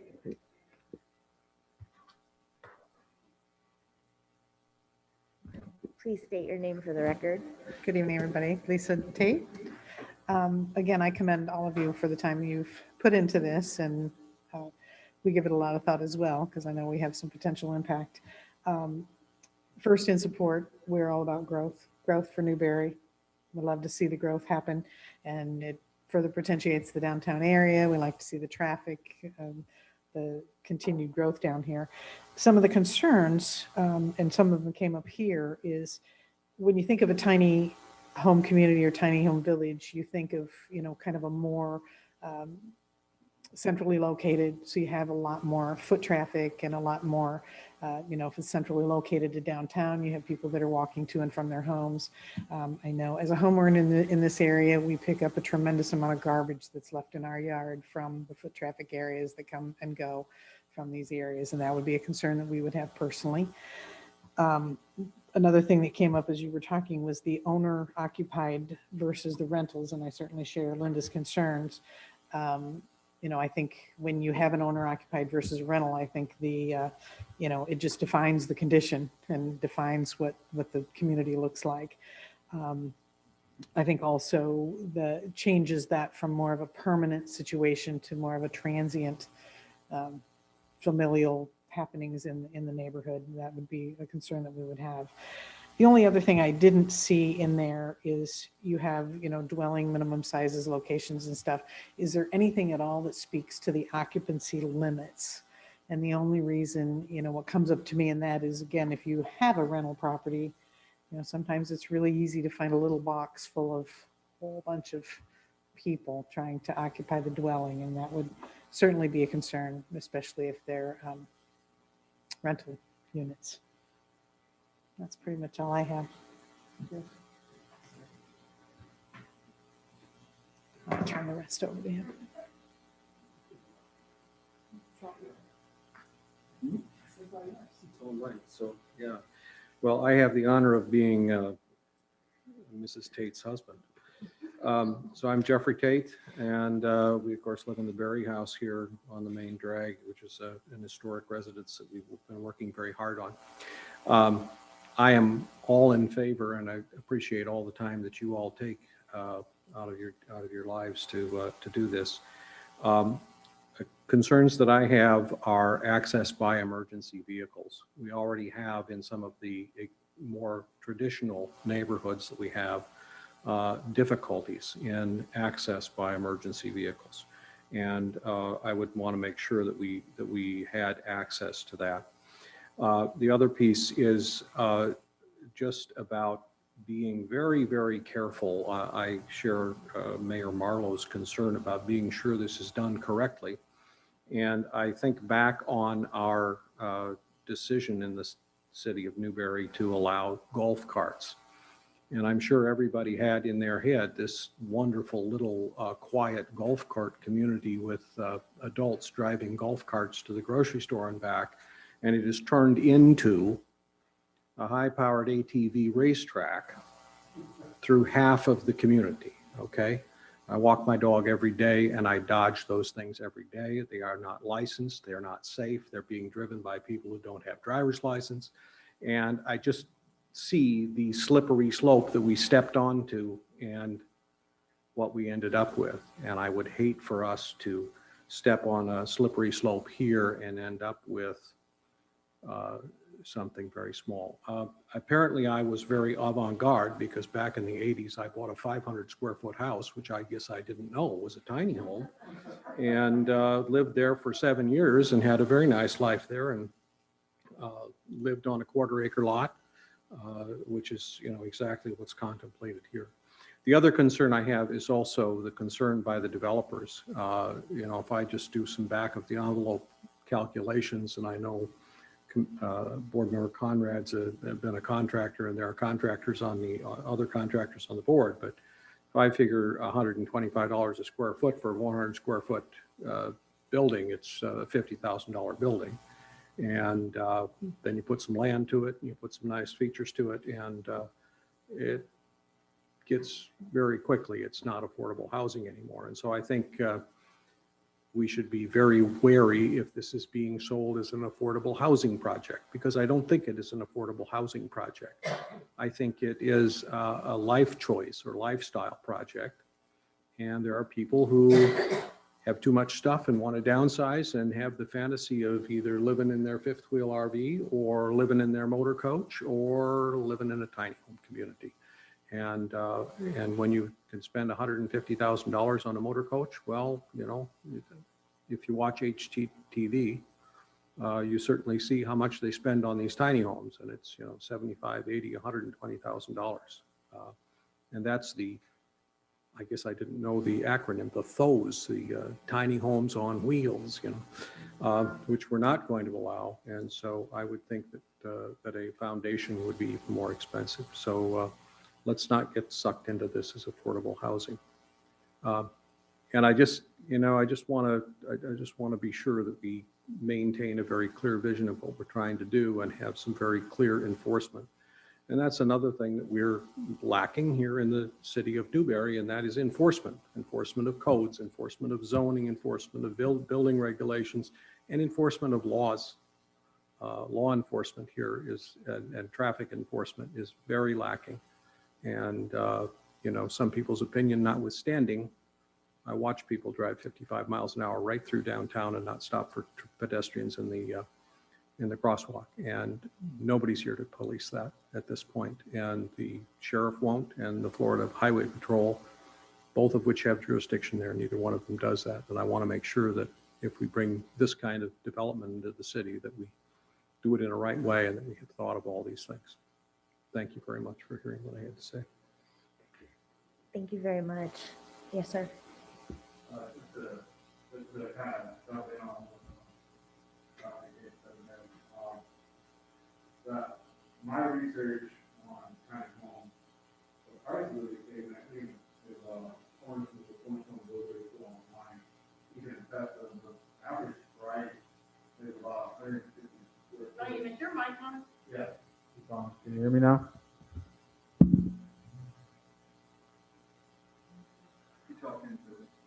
Can you hear me now? Yep. All right. So just to attest to Dr. Tate's comment about affordable housing, I don't necessarily believe that tiny homes are catered to affordable housing, because if you look at the pricing of square footage when you do your research on tiny homes, the average and the cheap end is 150 a square foot and goes to 400 a square foot in these tiny homes because of everything that you're trying to compress and all the features, and it just keeps adding up and adding up and adding up. To the point that I just don't feel like this is going to cater to affordable housing. And a family of 4 of myself, I mean, this is my own opinion, I wouldn't dare try to put my kids into a tiny home. Not saying that we cannot do it if we needed to. However, it's not a choice that I would look forward to.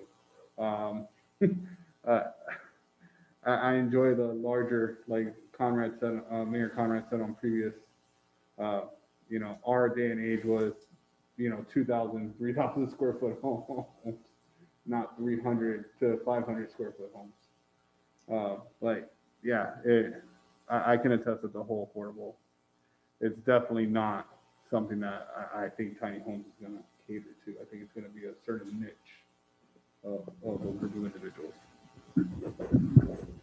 Madam Chair, I have one other thing too. I really want to restate that before we get Mayor Marlowe, I really do think that you and Brian, manager New, to take an opportunity to get some citizen input in a planned and orderly way so that Brian has notes. It's not so many of the questions like, me, I have questions and questions, but there's got to be, really some good ideas coming out of this. But before we get to the commission voting and saying, oh yeah, let's do tiny homes, I think we need more information, more input. And I think at that point, then maybe the community would be more willing to buy into something like this. It's just my last thought for the night. Let's go eat. Could we see if there's any further public comment available online? Somebody's got a chat.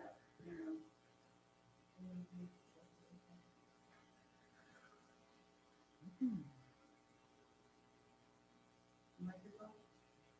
Oh, that was before. Okay. So let's go ahead. We can go ahead and deliberate, which is where the conversation was headed. But I want to make sure there was no further public comment until we started that. I wanted to go back to the first public comment. I don't think that I have a problem with either of those two suggestions. Brian, I'm not sure if you took notes. There was moving from 8 foot to 7 foot. Can we think about that for the next 5 minutes? And you tell me if that didn't seem to me like a hindrance on our overarching goal here. And I shared, and the first time we had this conversation, I shared that citizens' thoughts about requiring walkways in between the tiny homes. I think that certainly you have a neighborhood that has a sidewalk, but I think that we're kind of locked in this vision that tiny home people want to necessarily know each other, and I'm not sure that that's the case. I think that plenty of people move into a neighborhood and I don't want a sidewalk connecting me, a walkway from my neighbor that encourages him or her to come to my house. Sidewalk, absolutely. So maybe we need to just look at that language again. My first recommendation was to say, that would be part of the special exception. And if it looks like it's a big enough neighborhood and it needs a sidewalk to get around it, fine. But requiring people to have walkways in between each house, I think is overkill. So I think that would be part of the special exception conversation, but not necessarily written into the ordinance that we're going to require all of these walkways and trails. So that was my thoughts to those comments. And I want to dispel for anyone who's listening live or is going to watch this later. Our golf cart ordinance in no way legalizes those little motorcycles and things that are on. Our golf cart is very clear how a golf cart is defined. Anybody that says, oh, I'm allowed to drive this in the city of Newberry because they passed a golf cart ordinance, that is not true in any way, shape, or form. ASO is aware of the issue, and I agree with the comments that we have an enforcement problem when it comes to traffic violations. But those are the slippery slope argument there and the tiny home. I think those are two separates, because our golf cart ordinance does not in any way, shape, or form allow those devices on the streets.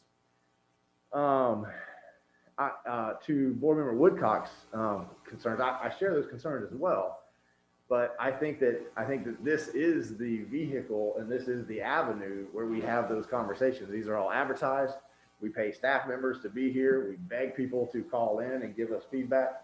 I have had nothing but positive feedback. Every time we talk, we say, well, we're having this conversation. It's, wow, you guys are on the cutting edge. I've watched that tiny home show on HGTV. Those things are really cool.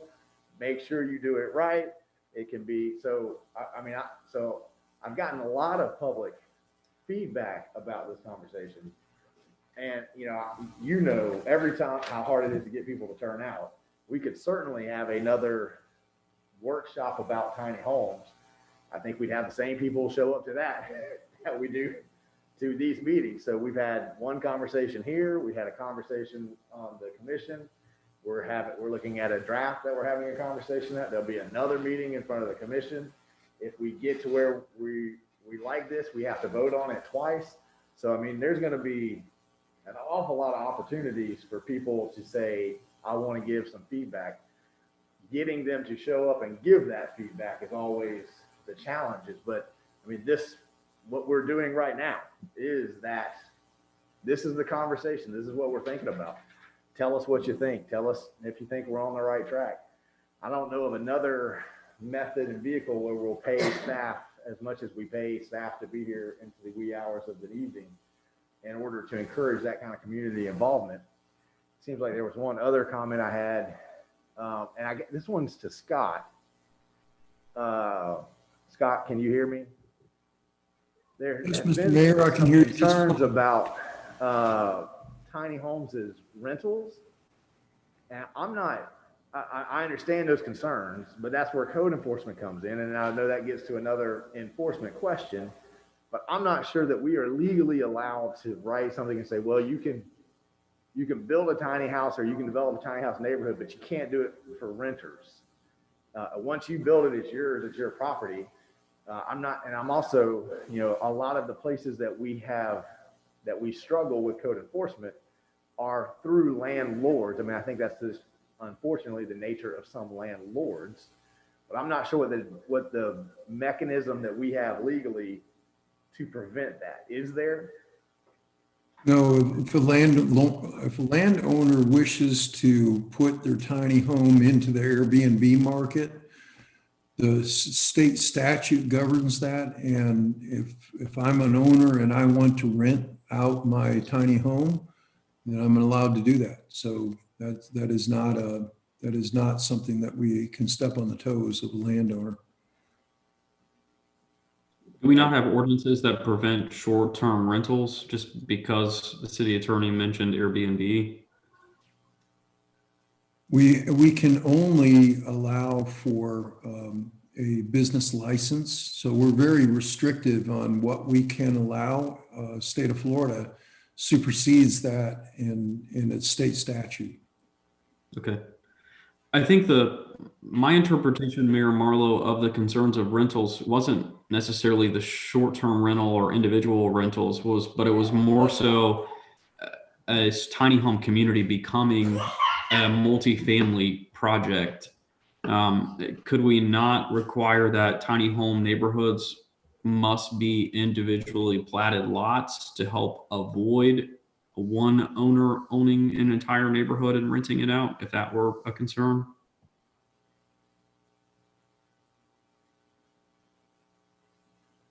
I'm sorry, again, is that question directed at me or Scott or Brian? I think it was directed at you just to address the concerns of multifamily. If they were individually platted lots, it's probably less likely that someone would come in and try to develop one project and own it wholly as a multifamily community. Madam Chair, if I might address just one issue related to that. I think certainly the city would be within its rights to do that, but it might be so limiting that, for instance, you may have some sort of charitable organization that wants to establish a tiny home neighborhood for a specific community. Could be veterans, could be disabled or something like that. And so, it would be intended to be a community that was held in single ownership.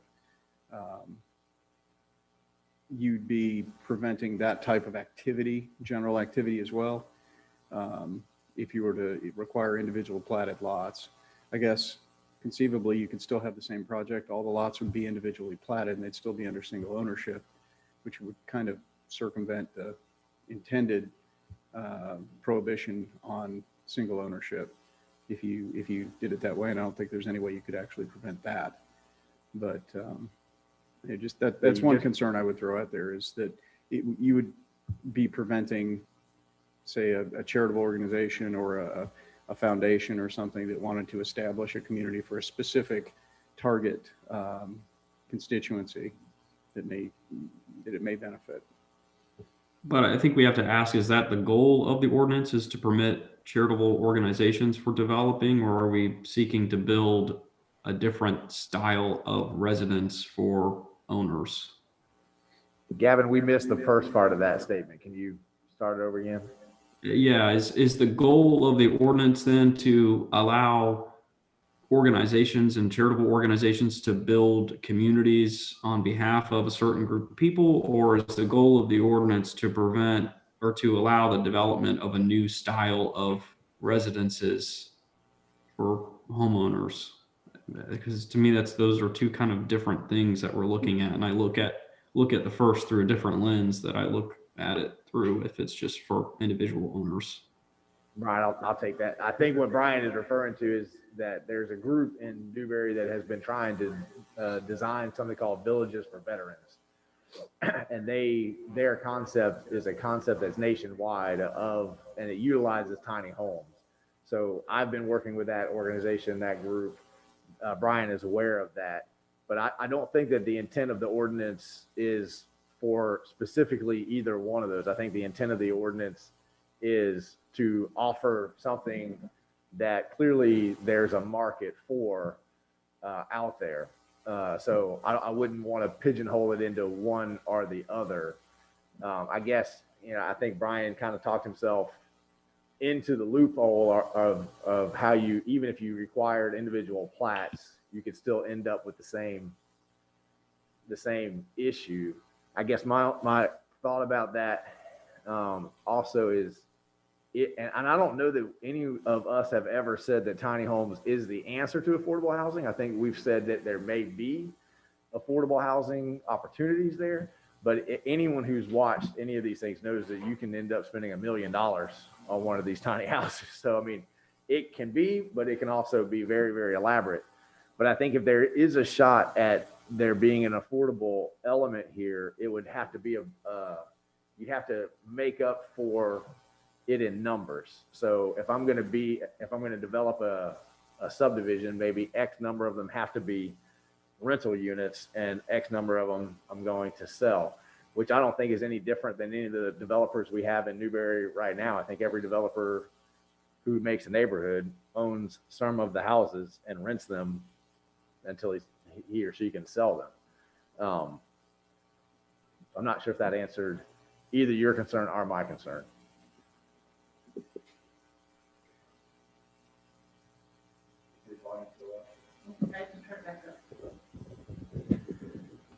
Did you have any follow-up?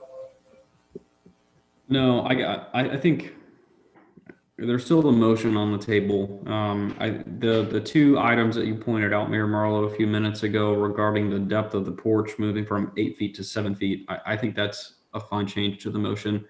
I'd suggest that we don't change the requirement of the walkways and we let that be part of the review of the special exception and let a developer tell us why maybe that doesn't work for their project as part of the review process for approval.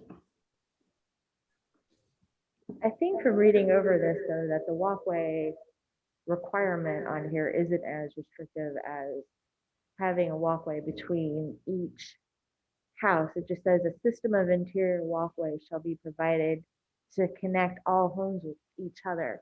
So I suppose it could be one continual loop if all the houses were on the loop without it being in between each house. Right.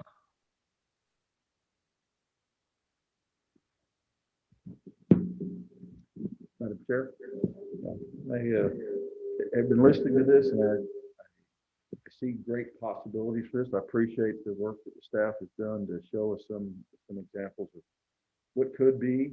And I'm very encouraged by that. I have some reservations about allowing it by right in new subdivisions rather than by special exception. Several people have said, and I agree with all of it, if this is done right, it can be a great thing. But the other side of that coin is if it's done wrong, it can be a shed city. And if we make the zoning by right, the onus would be on the city to have to fight against someone who wanted to build whatever the minimal building you can build and meet all our code requirements. And I see some on eBay that a 600 square foot, 1 bedroom, 1 bath home for $13,000 to $15,000 plus $15,000 to ship it to your location and set it up, plus maybe $20,000 to $30,000 for a lot, and you got a house for $50,000. Now, we haven't addressed this kind of housing.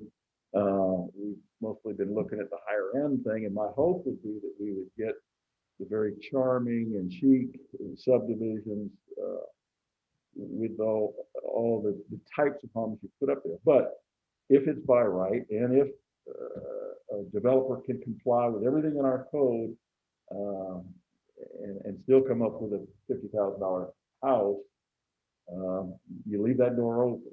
And so I would rather see it be by special exception in new subdivisions, just as we are saying it's by special exception in existing subdivisions, to give the commission another bite at the apple and put the onus on the developer to show us something that would allow us to give him the special exception, instead of putting the onus on us to tell him to prove that he's gone against our zone.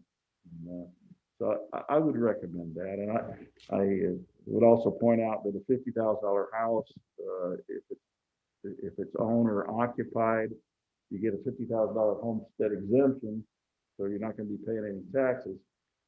And we are a fast growing city. We've kind of already outstripped a lot of our resources, our schools, our roads, and some of our other things that the community supports. And if you get a lot of these $50,000 tiny homes, you're going to have people moving here that aren't really paying towards the infrastructure development that we need.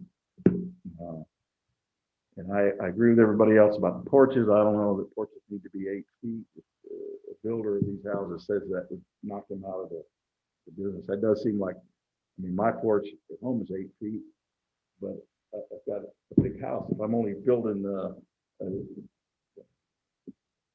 12 by 40, 12 by 30 house, 8 feet is a whole lot of space to have on a porch that it's not much use to. And I read in the material that you want to have people sitting out on the porch and their neighbors walking by the sidewalk, and you stop and chat.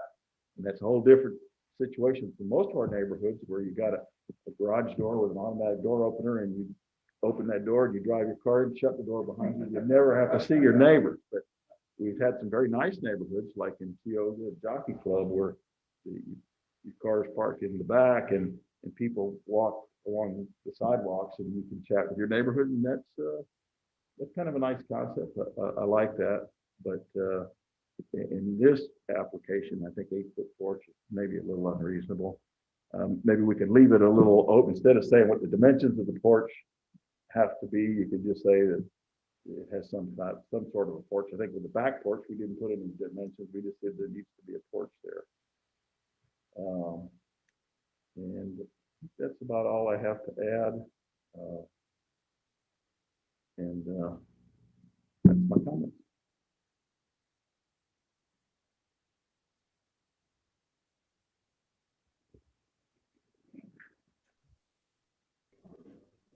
Madam Chair, just to give you the perspective that staff had when they went by right one way and went by special exception the other.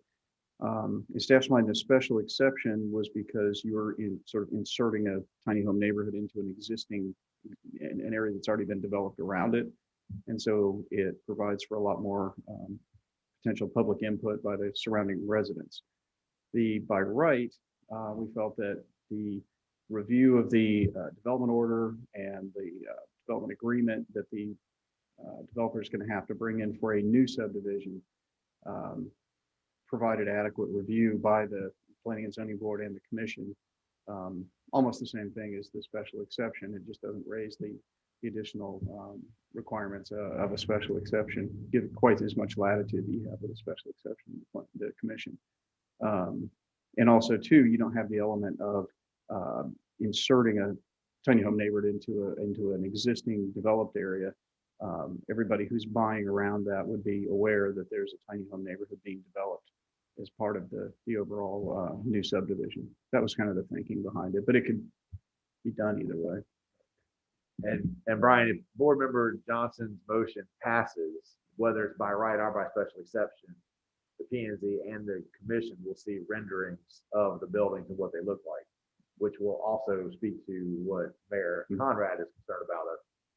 We want to see what it is, whether you're doing it by right or by special exception, before we say yes. Madam Chair, that would be correct, that whether by special exception or by right, all the same requirements for a tiny home neighborhood would still have to be met. So you'd see the renderings. If I could respond, I'm sure. I agree with that, but if it's by right and the developer says, here's a rendering and it meets everything in your zoning regulation, everything in your building code, and you look at it and you say, gosh, we don't want that, because they look like sheds, but they're painted the color and they got the minimum porch and the Florida vernacular and all that stuff. But there's a whole bunch of them, several hundred. I mean, you can get 10 acres and put 120 houses on it, technically, but you really don't want that. That we're looking for the small communities with all the amenities. But if it's by right, even though we got a chance to review it, we can't turn it down if it doesn't violate anything. And we can't just say, hey, we don't like that. Right. He says, hey, I own this land. It is my right written in here that I can build tiny houses as long as they meet all these requirements. Special exception, you can say we don't like it. You don't like the color you're painting, so we won't give you the special exception. Madam Chair, to that, I have to go pull up the exact numbers, but there is a limiting factor in how many can be in each new subdivision. I think it's 30%. And so only 30% of the overall subdivision would be allowed to be developed as a tiny home. Because we had that same kind of consideration that, what if somebody wanted to do an entire community of nothing but, a large community of nothing but tiny homes. And so limited it to 30%.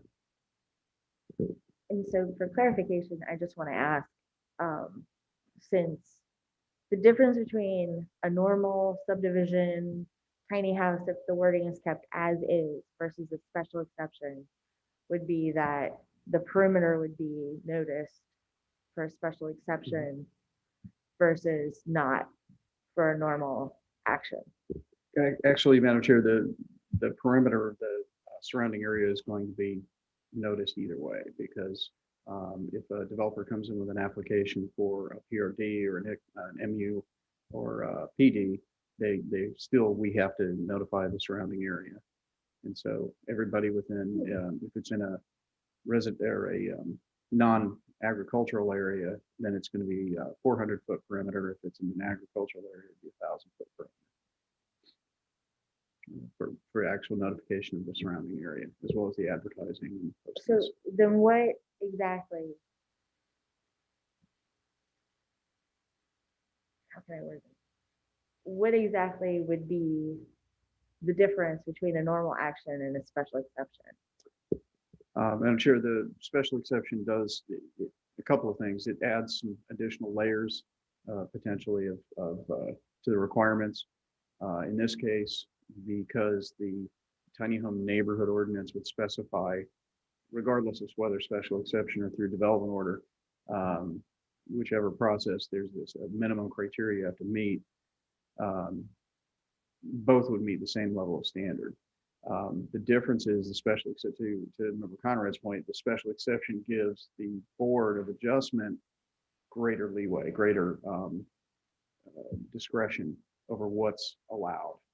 And so it's where, again, to his point, if it's by right and you meet all of the criteria, you really don't have any means to deny, because they've met everything that is in the requirements for that development. And so that special exception does grant greater authority or greater flexibility to the Board of Adjustment ultimately when they make the decision. And Madam Chair, I might continue this dialogue. This is a new concept, and I don't know where it's going. What I've read is that the millennial generation is looking for smaller houses, and most of them are still living with their parents at 30 or 40 years old, and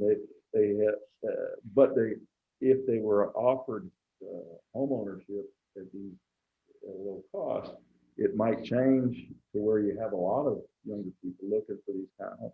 And we don't know much about it. We haven't seen any, I drove over and saw the one in Williston, but other than that, I haven't seen many of them. So as we write this ordinance, we don't know a lot about what to expect is coming. And that's why I feel like I'd like to have that extra layer of protection of special exception, rather than say you have the right to do these things, because this is everything we could think of. You know, the first time we saw this concept of tiny home village was in our November meeting. And then we had Thanksgiving and the holidays. And then on New Year's Eve, we got presented with a package. So now we got to draft it. We've got to look at an ordinance. The ordinance looks pretty good to me, but I really don't know what I'm doing.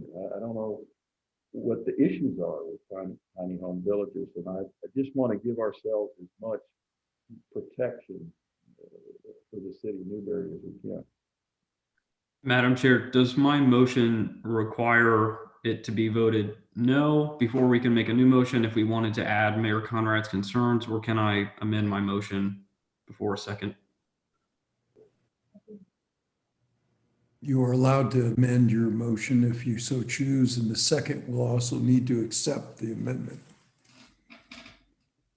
Okay. Before you do that, Gavin, I have a question, and I'm not sure if the guy who is in this business is still on the line. Janine, is he still there? Brett is still here, but he's muted himself.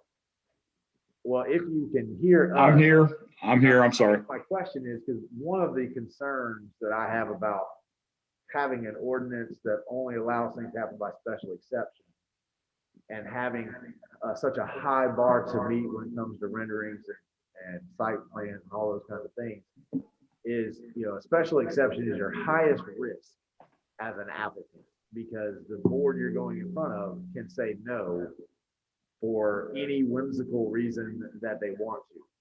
So if they just don't like your color scheme, if they don't like what you're doing, they can say, no, I don't like that. And so it would be difficult in my imagining to think that someone's going to shell out, you know, I don't know, $25,000, $50,000 of engineering plans, site plans, renderings to build a community, to make this presentation. And I'm not sure that number is anywhere in the ballpark, or maybe too small, if they don't have some assurance that, hey, if I hit your mark, this is money well spent. That's one of my concerns about. I completely agree with board member Mayor Conrad saying at this point we want to give the most latitude, but this also seems to me like something that could kill anyone actually feasibly coming forth and trying to do this project at the same time. Brett, are you still there? Yeah, I'm here. What's your thoughts about if we have an ordinance but it's by special exception? Are you excited enough about this market to take that risk and do what we've been talking about here tonight? Yeah, I mean, we do this a lot, and we don't spend a whole lot of money on our initial approach to a city or a county. So nothing you've said would deter us from trying. The only thing that would deter us from trying to go into your community would be if our biggest concern would be, will our houses comp out? Because there were some good points made about, you know, these houses are not going to sell for $50,000. We're looking at a $120,000 house at 360 square feet probably. And while that may sound crazy to a lot of people, it's also eligible for a 30-year mortgage, which puts our payment price in the $500 to $600 range per month. That's what makes it affordable. You know, if that's your choice versus a $1,400 average Florida rent, we think we've got a viable product, and we've proven that we have a viable product. But to answer your question, it's not going to deter us. What's going to deter us is if we have a lot of things that we have to pay for, the sidewalks, that kind of thing, that's going to make the numbers not work for us. That would be the only thing that would deter us. Okay, thank you, sir. I appreciate that response. My second question would be to Scott. And we almost need an ordinance to be able to say what you can do by right and what you can do by special exception. So if we make an ordinance for tiny homes, but the whole thing is special exception, where does that put us? I mean, our special exception ordinance right now is sort of, in my experience, we've only ever really applied it to agricultural fields where people want to have a concert in, right? Is it possible to have an ordinance for tiny homes, a housing ordinance, and make every single thing in it by special exception? Well, I agree with the comment, Mr. Mayor. Let me make a couple of comments and then I'll come back directly to your question.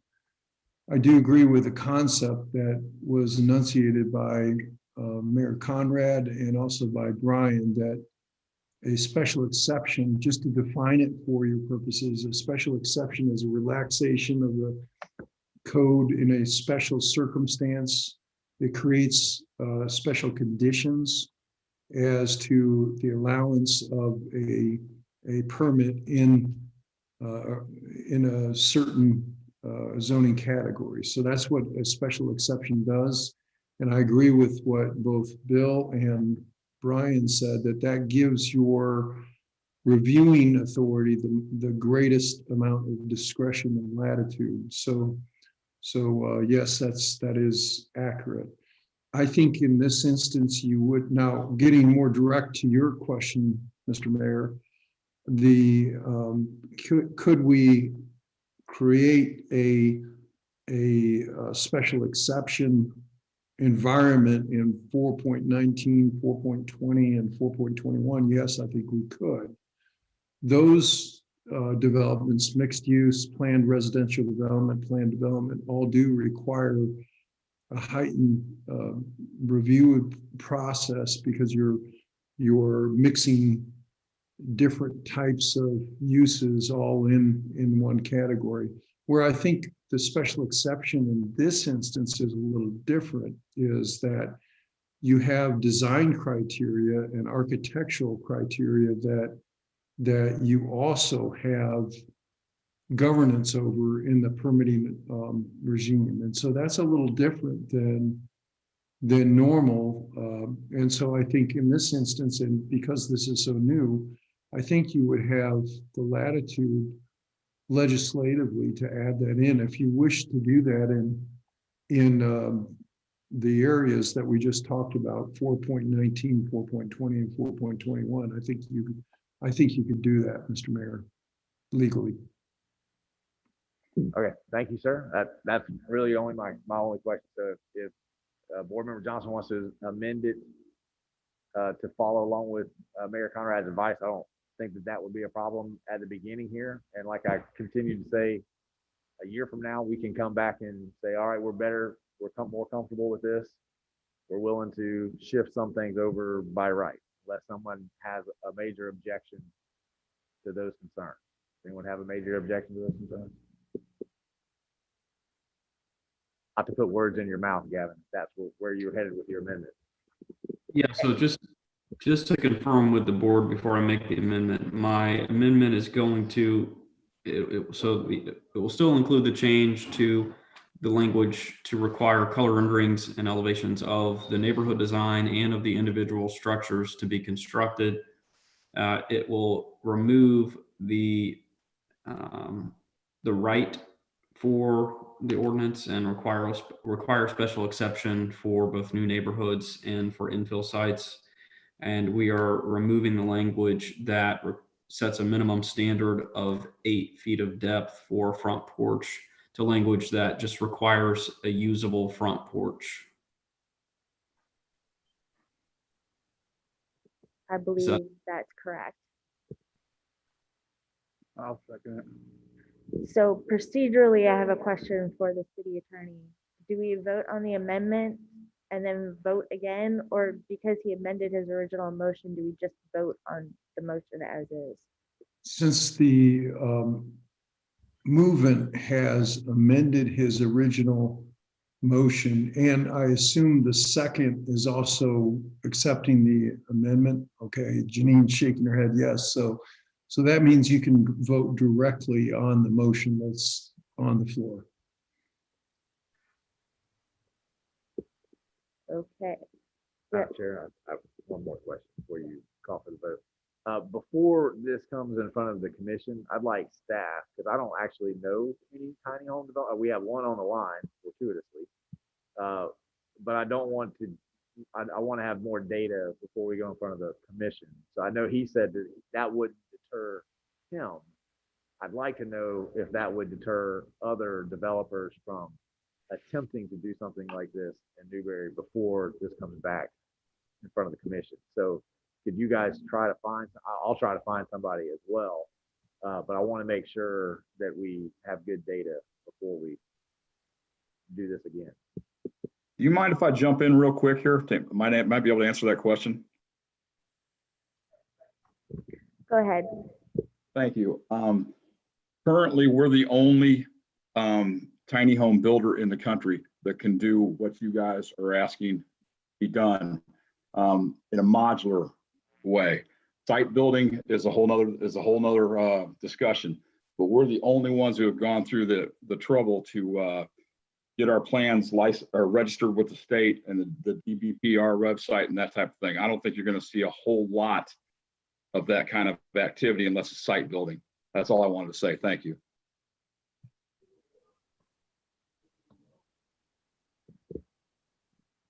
Okay, are there any further deliberations by members of the board?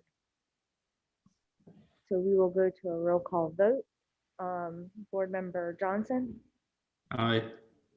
Board Member Woodcock, Aye. Board Member Conrad, Board Member Urched. Aye. Aye. The motion passes 5-0, and this will be heard at the January 25th, 2021 meeting.